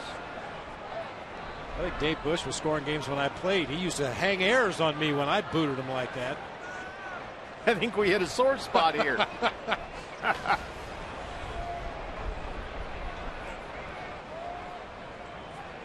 Maybe it's the full moon. Maybe. It looks pretty cool over the ballpark right now.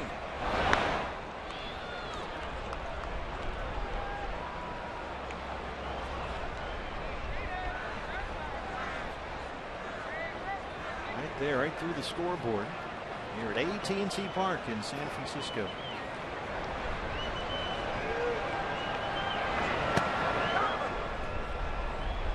No balls and 2 strikes on Petit. So now he needs to go down and check in with Tim Flannery. With Pagan on deck. And Flannery relays the signs on to the runner at first base to let Gregor Blanco know exactly what Petit's going to do up there at the plate. Strikeout. That's 4 strikeouts for Sproul, 1 down.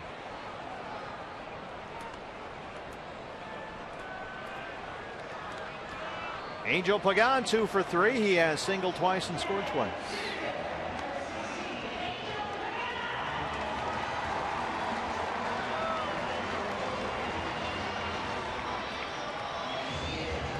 Talking about Cody Ross in that 2010 World Series run. Pagan was a big part of that 2012 team. He's got a big ring. 144 diamonds on that thing. That was his first year with San Francisco after coming over from the Mets.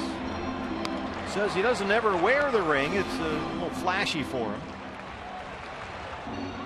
Keeps it at home, shows it to guests, that kind of thing.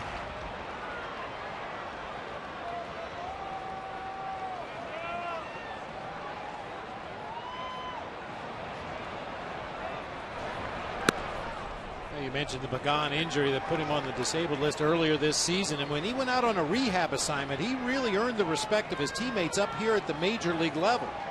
It's not uncommon for a guy to go down coming back from an injury and, you know, get a couple of at-bats, take yourself out of the ball game, get a couple of at-bats, take yourself out of the ball game. But Pagan went down there and said, I want to play as much as I can. Knocks it into left for a base hit. He's got 3 hits tonight. His idea was he wanted to get back to the major leagues and help the team up here as quickly as he possibly could. And he said the best way to do that is to play and get at bats and get reps in the outfield. Really earned him some points with his teammates. I got to figure out how to get Joe Panik out. The rookie second baseman is 3 for 3 with 3 singles. First key is don't panic. Remain calm. All is well. He came into the ball game hitting .309 to lead all National League rookies. Now he's up to .320. We've got Blanco at second, Pagan at first, 1 down. Panik still hasn't reached 200 at bats on the season. Got a little bit of a later start than everybody else, obviously. So when you have fewer than 200 at bats, a big day, a 3 for 3 or 4 for 4 day can really jump your average up there. He has been on on a tremendous run here since the beginning of August. Joe Panik is hitting over 360.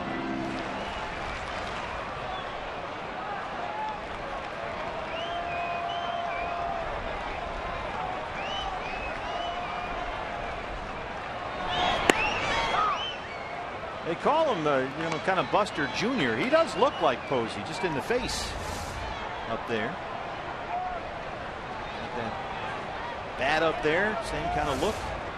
I will attest to that since I called him Buster today in the tunnel. Now that's embarrassing. Well, he had his jacket on, he didn't have a number, and I'm kind of preoccupied thinking about something else, and I thought it was Buster Posey. I really did. Well, you're a former Giant. You're probably entitled. Once, maybe once. I mean, they do. They look a lot alike, these two guys. Right there. He's sure hitting like Buster Posey, I can tell you that.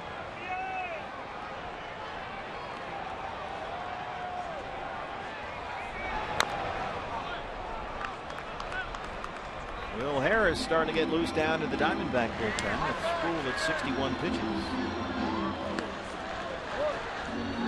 Fans are bundled up down there.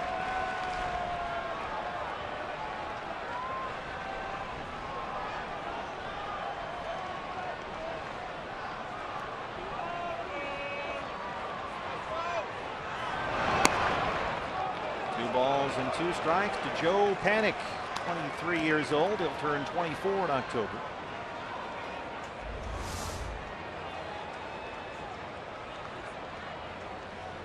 Pretty good pitch. Didn't miss by much. Didn't miss by much. And Miggy always makes them look a little better than they really are. Kind of held it right there at the corner, but didn't get the call from Jim Wolf. Panik 4 for 4. It's into left. They'll stop Blanco. Inciarte overruns it, and the run will come in. It's 4-1.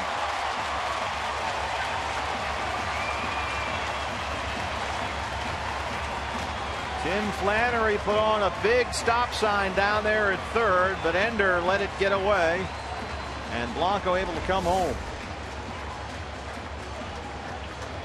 Right off the end of the bat, just cues it through that left side of the infield past a diving Didi Gregorius. Inciarte got to the ball quickly. You'll see Flannery throw up a very big stop sign, and then the ball gets by Ender. He waves him on home. The Giants have runners at first and third. Inciarte just looked off the ball a little bit too quickly. Laid an egg, left it laying right there in the outfield grass. That is E7, the error on Inciarte, allowing the run to come in. Posey lifts the one high in the air near those bullpens. Ender has it. Pagan will tag. Here he comes, and he will score. It's 5-1.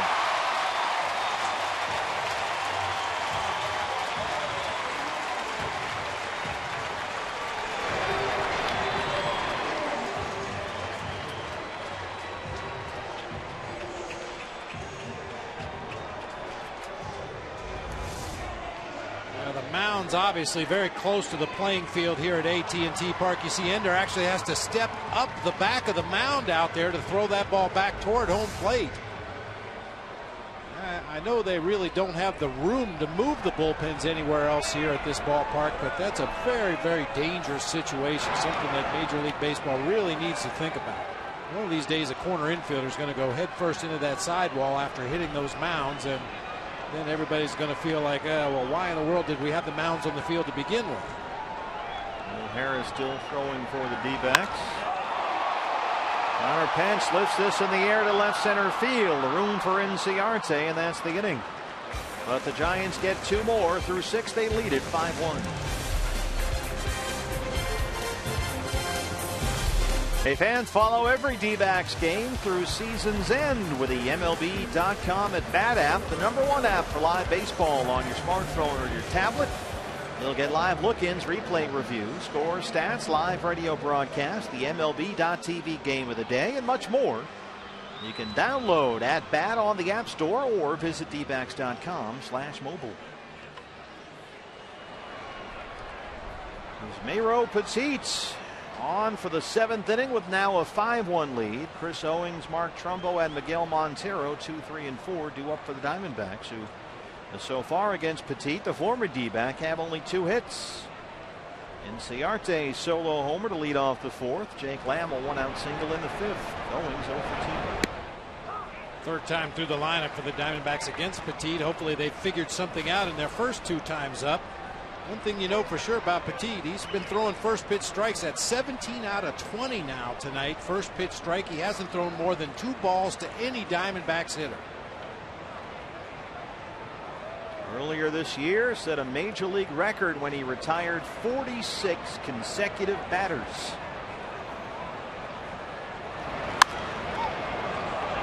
And that came over the course of 7 different appearances, some in the bullpen, 1 or 2 as a starter. The equivalent of pitching almost 2 perfect games back to back.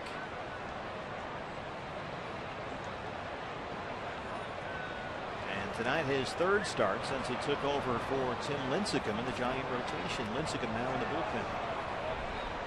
0-2 to Owings.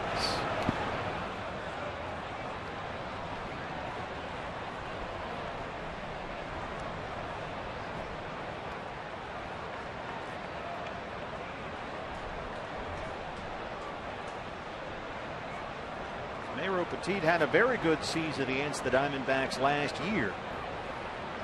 Mentioned that near perfect game almost a year ago to the date here, September 6th last season, broken up by Eric Chavez with that 2-out single in the 9th. Prior to that, Petit struck out 10 D-backs in a win at Chase Field September 1st. Giants won that game 8-2. So he's got a very good record recently against his former team.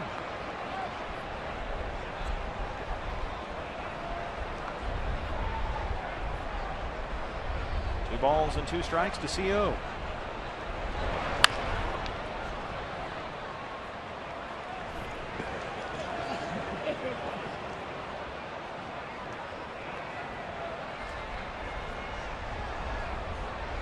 Chris started all 3 games at Dodger Stadium over the weekend, did not get a hit. And he is 3 for 23 on the road trip so far. Made his return from the DL at San Diego right after Labor Day. That one is in the hole, a base hit to left. Owings leads it off with a single.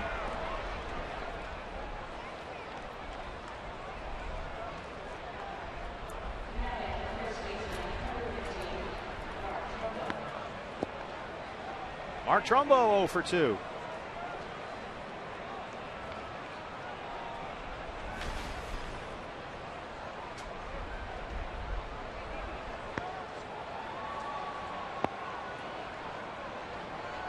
Harris had stopped throwing.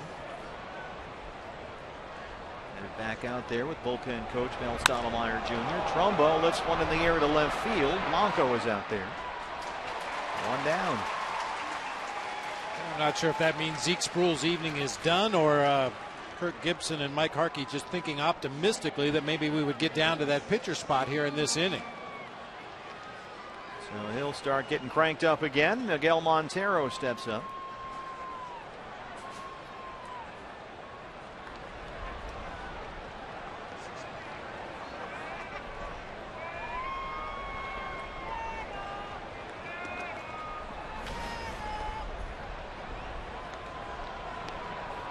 Giants bullpen gets busy as well.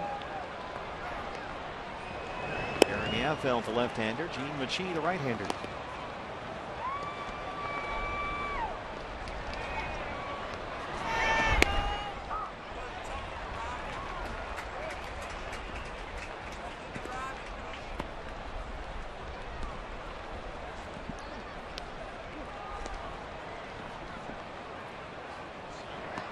A little bit of a mini shift on here for Miggy with Arias, the shortstop, playing almost straight up the middle of the field. Panic shaded a few steps toward that hole. That's right where Miggy hits it. The 1 hopper to Panic, who remains calm, and they turn the double play to win the inning. Stretch time in San Francisco. It's 5-1 Giants. Pitching matchup tomorrow at 6:30 right here on Fox Sports Arizona. Right-hander Josh Colmenter will hook up against right-hander Ryan Vogelsong. Should be a good one. Diamondbacks hoping to come back in this ball game today, make a contest out of it, and then Josh Colmenter looking for his 11th win tomorrow. And now they'll go to their third pitcher tonight. The right-hander Will Harris is on to face the Giants here in the home half of the seventh. D-backs trail it 5-1. They've had just 3 hits. Ender Inciarte a solo homer for the only run. Harris's 21st appearance. He'll work to Pablo Sandoval, Andrew Susac, and Joaquin Arias, 5, 6, and 7 in the Giants' 7th. The Panda has walked twice, once with the bases loaded. He flied out his last time.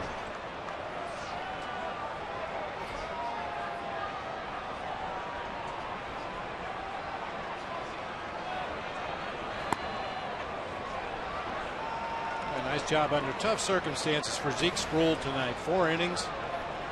Gave up a couple of runs, only one of them earned.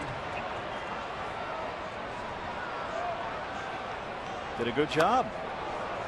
Stop the bleeding. You know, the idea is you just try to slow the Giants down and give your offense a chance to get back in the ball game. In the meantime, unfortunately, the offense hasn't been able to respond.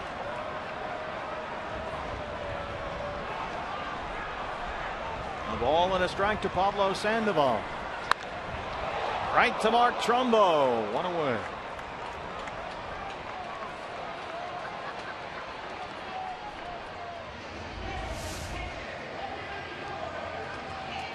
Not even a full step to his left. That ball was smoked almost right at him. Andrew Susac, the catcher. Mentioned that Hector Sanchez, who is usually the backup catcher, is on the DL with concussion problems. And Susac has been the number 2 man, often number 1 when Posey has to play first base, and he's done well. 23 games for the Giants. He's hit .286 so far, 3 homers. 0 for 2 with a walk and an RBI tonight. 2nd round pick 3 years ago out of Oregon State. So he's used to wearing black and orange. Easy fly ball to Inciarte in left, 2 down.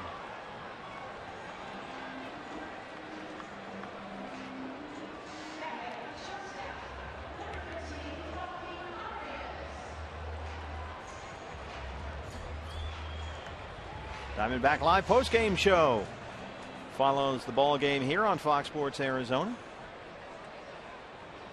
2 down for Arias. Arias came into the ball game with 15 hits in his last 31 at bats, but he's 0 for 3 so far. Getting a start at shortstop. Brandon Crawford sitting this one out. He's the left-hander Miley. Wade Miley lasted only 2 innings. Walked 4, 2 bases loaded walks, and was pinch hit for in the 3rd. Sproul came on, did a good job. Now it's Harris.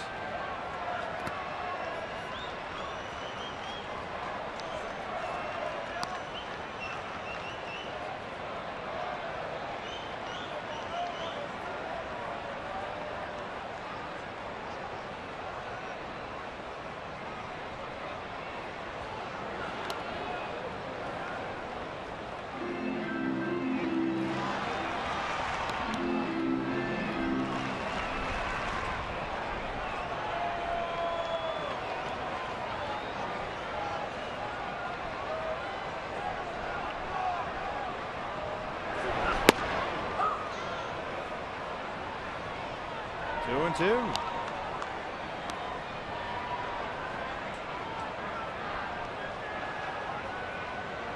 They're starting to get in line. Yeah, they are. It's been a quiet evening so far. We hadn't seen many Seagulls, but they're starting to assemble. A little flare into shallow right center field. A.J. Pollock tracks it down, and Wilson Fry's Food Stores is headed to a D-backs game September 28th. Stop by this month's participating Fry's Food Store in Flagstaff, and you can enter to win 2 seats on the Fan Express bus to and from the game at Chase Field on September 28th. More information at foxsportsarizona.com. Offensive changes for the Giants. Behind Yusmeiro Petit, Joaquin Arias moves from shortstop to 3rd, and Brandon Crawford takes over at short.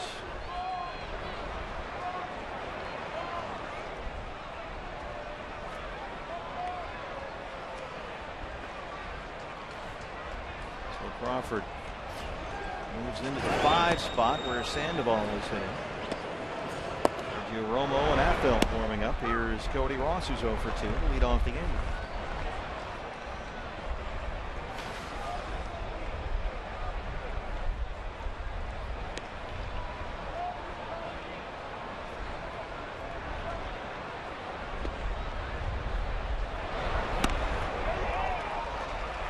Oh, and 2.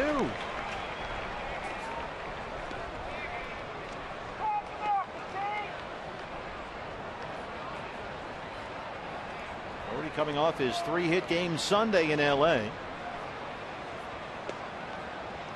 has now 5 hits and 12 at bats since he came off the DL.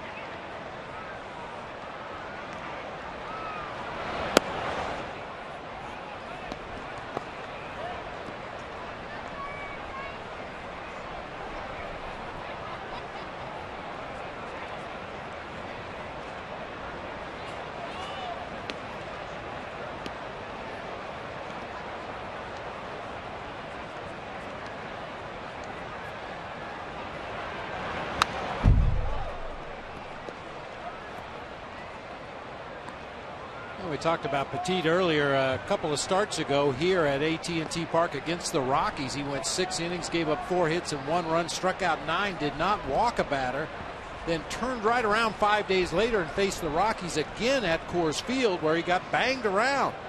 7 hits and 6 runs in 4 innings of work. And I talked to Kruko and Kuiper next door on the Giants telecast and asked what the difference was, and he said that the Rockies made an adjustment. I'll say. Well, I mean, as we've seen in this game, Petit wants to get ahead with that first pitch fastball ahead. Then cutters away, fastballs away. He's just been pounding away at that outside corner of the plate. He hasn't thrown many hittable pitches inside to right-handed hitters. He said when they went to Colorado, all the Rockies were diving out over the plate, driving the ball to the opposite field. They had 4 or 5 extra base hits to right center and right field against Petit. He is our APS Energy All-Star tonight. 8 strikeouts through 7 1/3. Only 3 hits allowed, 2 singles. One by Jake Lamb his last time up. I mean, the left-handed hitters have had some pitches to hit. We've seen in this game from the middle of the plate in and up. But the right-handers, everything is down and away, down and away, down and away.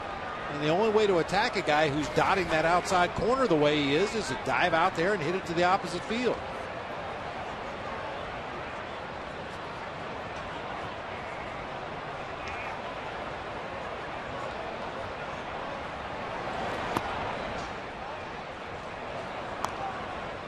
For a big guy, Petit keeps the ball down well. He's made very few mistakes above the middle of the thighs tonight. There's just a couple of breaking balls that have rolled up there and stayed up in the zone. The fastball that Inciarte hit out into McCovey Cove was a fastball that was up and out over the plate, but there was a pitch that was up, hit hard right at short. On Hopper to Crawford, 2 down. But for the most part, everything has been down, down, down. 2 outs for A.J. Pollock. A.J. has struck out and hit into a double play. How's that? Is that about an approach by the Diamondbacks? His efficiency? A lot of quick outs here. Well, I think a lot of it has to do with his command. We've talked about it all night. He's a big-time strike thrower, and sometimes you just have to be a little bit more aware of where is he throwing those strikes. Watch Susac move right out to that outside corner. Caught a little bit more plate than he wanted, but everything is middle of the plate away and down to the right-handed hitters.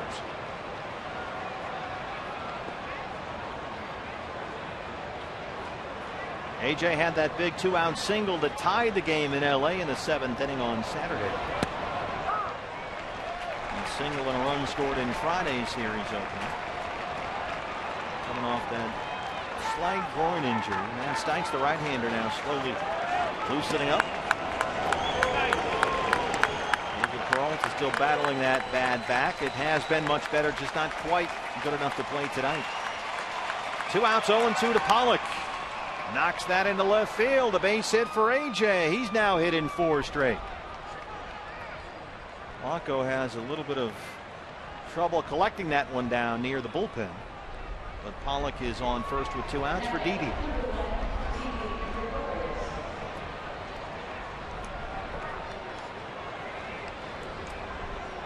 Gregorius has struck out looking and lined out to center 0 for 2. think that's the first time that Petit has had an 0-2 count on a Diamondbacks hitter and did not strike him out in this game. AJ took advantage of a breaking ball that caught too much plate. A little soft line drive into left field. 8 strikeouts for Yusmeiro Petit. No walks. He's given up just 4 hits, 3 singles. First pitch is popped up sky high. Brandon Crawford has it, and that's the inning. Home half of the 8th on the way. Diamondbacks trail at 5-1. Weekend matchups against the Cubs, the Dodgers, and these Giants. You'll want to check out all the 2015 D-backs season ticket options, which include the weekend plan. Now, with a weekend plan, you get tickets to every Saturday and Sunday game, plus opening day, which will be against these Giants at Chase Field, along with other great benefits like exclusive events and exchanges for unused tickets. For more information, visit dbacks.com/tickets. Will Harris back out there for his second inning of work. Gregor Blanco, a couple of singles. He scored a run. He'll lead it off. Yusmeiro Petit apparently will get a chance to complete the ball game here. He's out there on deck, scheduled to hit second in this inning. Last 2 against the D-backs. He's been a problem.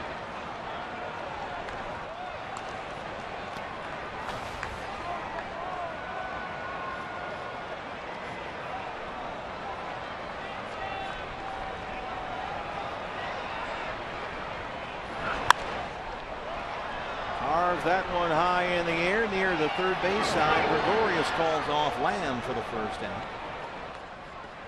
Well, it's time to see how Leo Gilmartin did in selecting our AT&T fan photo. Thanks to all of you who tweeted in your fan photos. And the winner, as according to Leo, is Colleen in there with Baxter. Players in uniform, Luis Gonzalez or Baxter. You can't lose. Or pizza. Or pizza.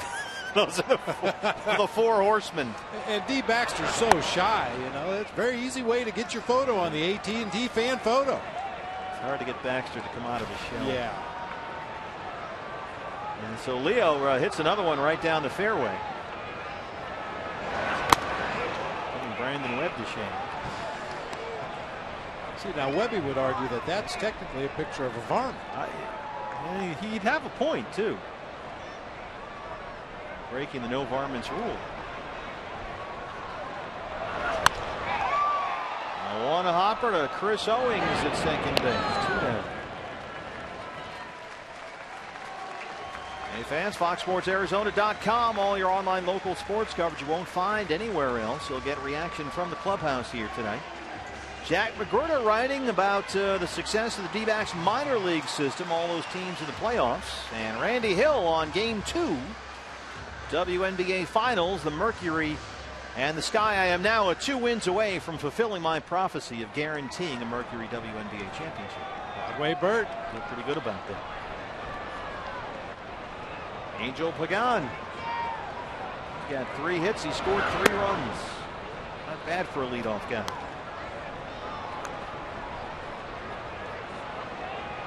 In watching the Giants, this for me is the guy that makes them go. I suppose he puts up the numbers and all that, and they've certainly got other good players. But this guy seems to mean more to his ball club in this particular leadoff spot than most leadoff guys do to other teams. For me, and just watching them play for a couple of years now. You really notice when he's not there, and when he is there, it's clear what a difference he makes.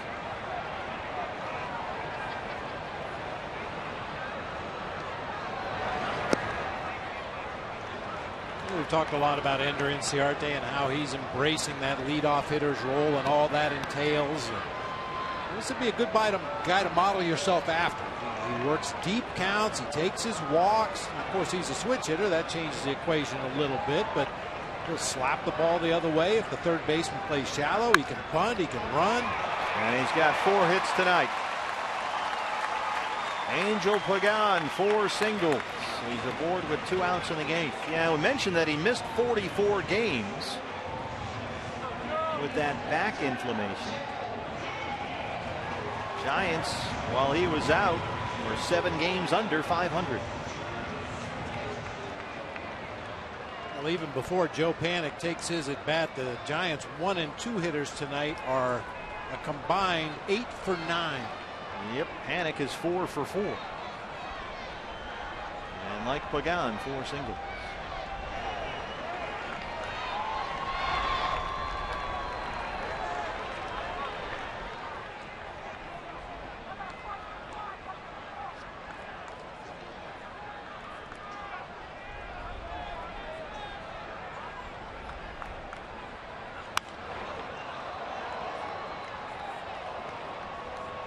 Joe Panik got 1 at bat in his major league debut. That was May 22nd in Colorado.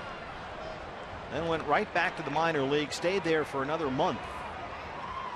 Came back to the big leagues June 21st at Chase Field. Had a 2-hit game in that series against the Diamondbacks.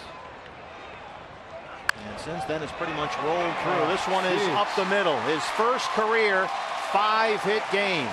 Joe Panik is 5 for 5, all singles.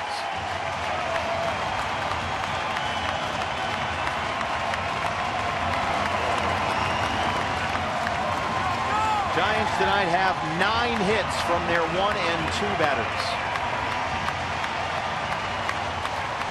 Getting a semi-standing ovation here from the fans at AT&T Park. They recognize that Joe Panik just did something that very few guys do over the course of their career. First round pick out of St. John's in the draft 3 years ago. 29th player selected overall. Stites will get busy again. Here comes Kirk Gibson. Looking for that final out of the 8th. Diamondbacks in the 9th will have the pitcher spot. Then the top of the order, Inciarte and Owings. Buster Posey waits patiently.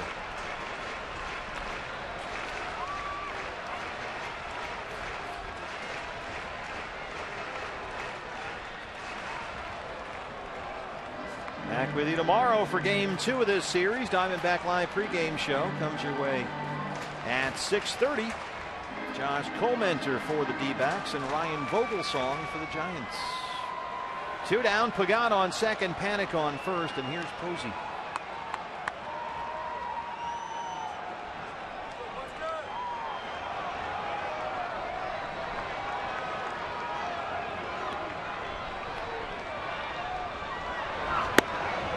There's a strike going on. Posey drove in a run with a sac fly his last time up.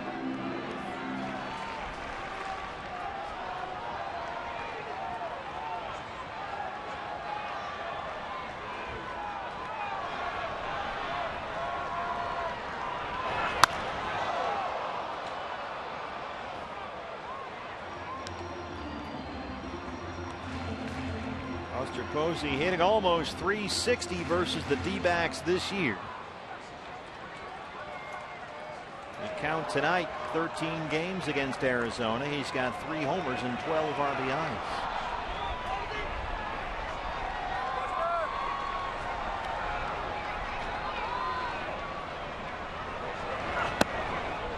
A ball and 2 strikes.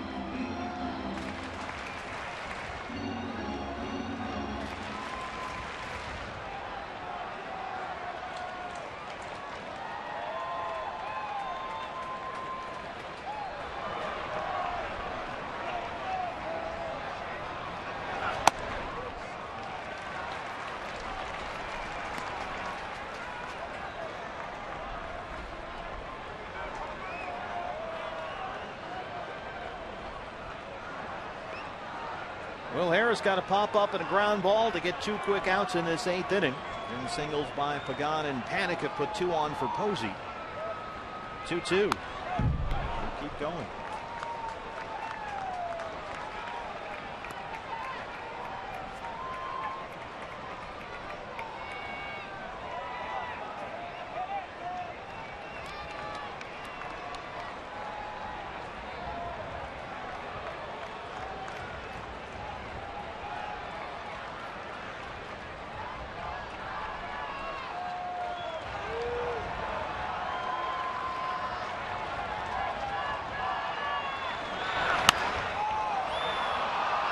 along the left field line. Ender Inciarte in front of Gregorius has it, and that's the final out.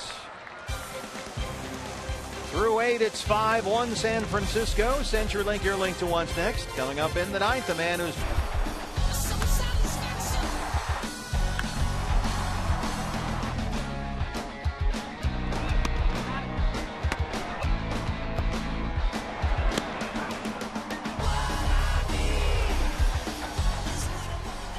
ninth inning in San Francisco. D-backs trailing 5-1.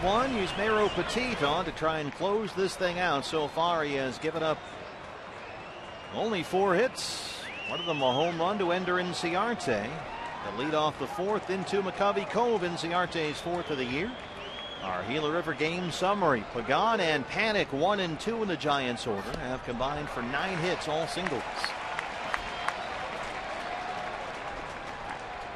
Cliff Pennington will hit for the pitcher. So Pennington, Inciarte, Owings, 9-1-2 in the Arizona 9th.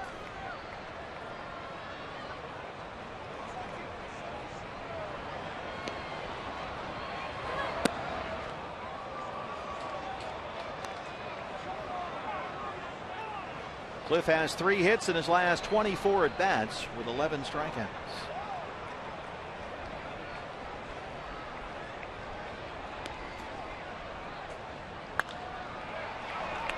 Easy fly ball, left center field. Gregor Blanco. 1 down. Our Chaz Roberts air conditioning cool play of the game. Ender Inciarte, the 101st splash hit here at McCovey Cove. There hasn't been much cool in this ball game for the Diamondbacks, but that was pretty cool for Ender Inciarte, and we hoped it would jumpstart the offense at that point, but that has not been the case. And certainly Yusmeiro Petit has a lot to say about that. 24 out of 27 first pitch strikes in the ball game tonight as Travis Ishikawa takes over for Buster Posey defensively at first.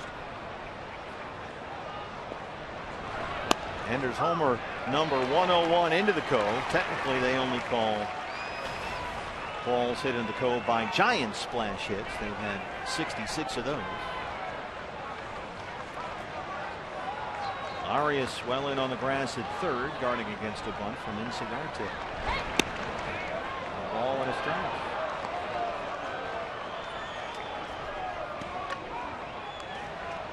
Big game for the Giants with the Dodgers losing to the Padres 6-2 in the 8th inning in LA. So if both these scores hold up, the Giants will be only 2.5 games back. And the Dodgers are coming in here next.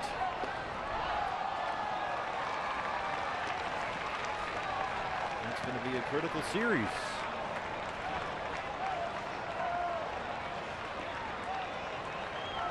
D-backs after tonight will have 5 more against Bruce Bochy's ball club, 2 here, and then 3 more at Chase Field next week. And if this score holds up, the Giants will lead the season series to this point, 9-5. How about Yusmeiro Petit? Only 80 pitches here. Through 8 in the 3rd.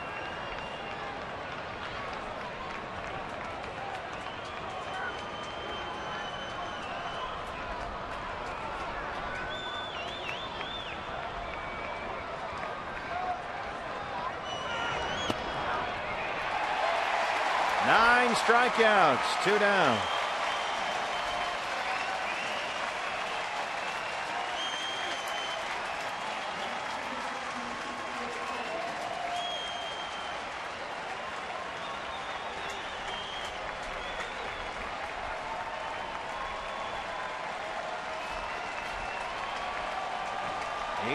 Pitches, 65 strikes. Petit has thrown only 16 balls the entire game. Wade Miley walked 4 in the first 2 innings. Strike 1 to Chris Owens.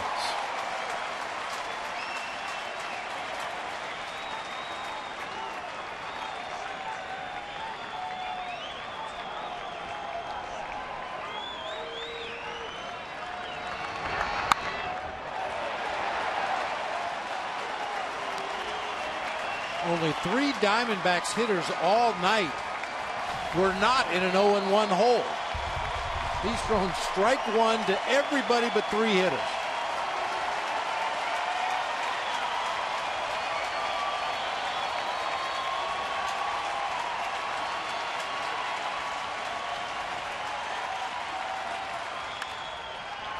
Up the middle, Crawford behind the bag, and the Giants win it 5-1.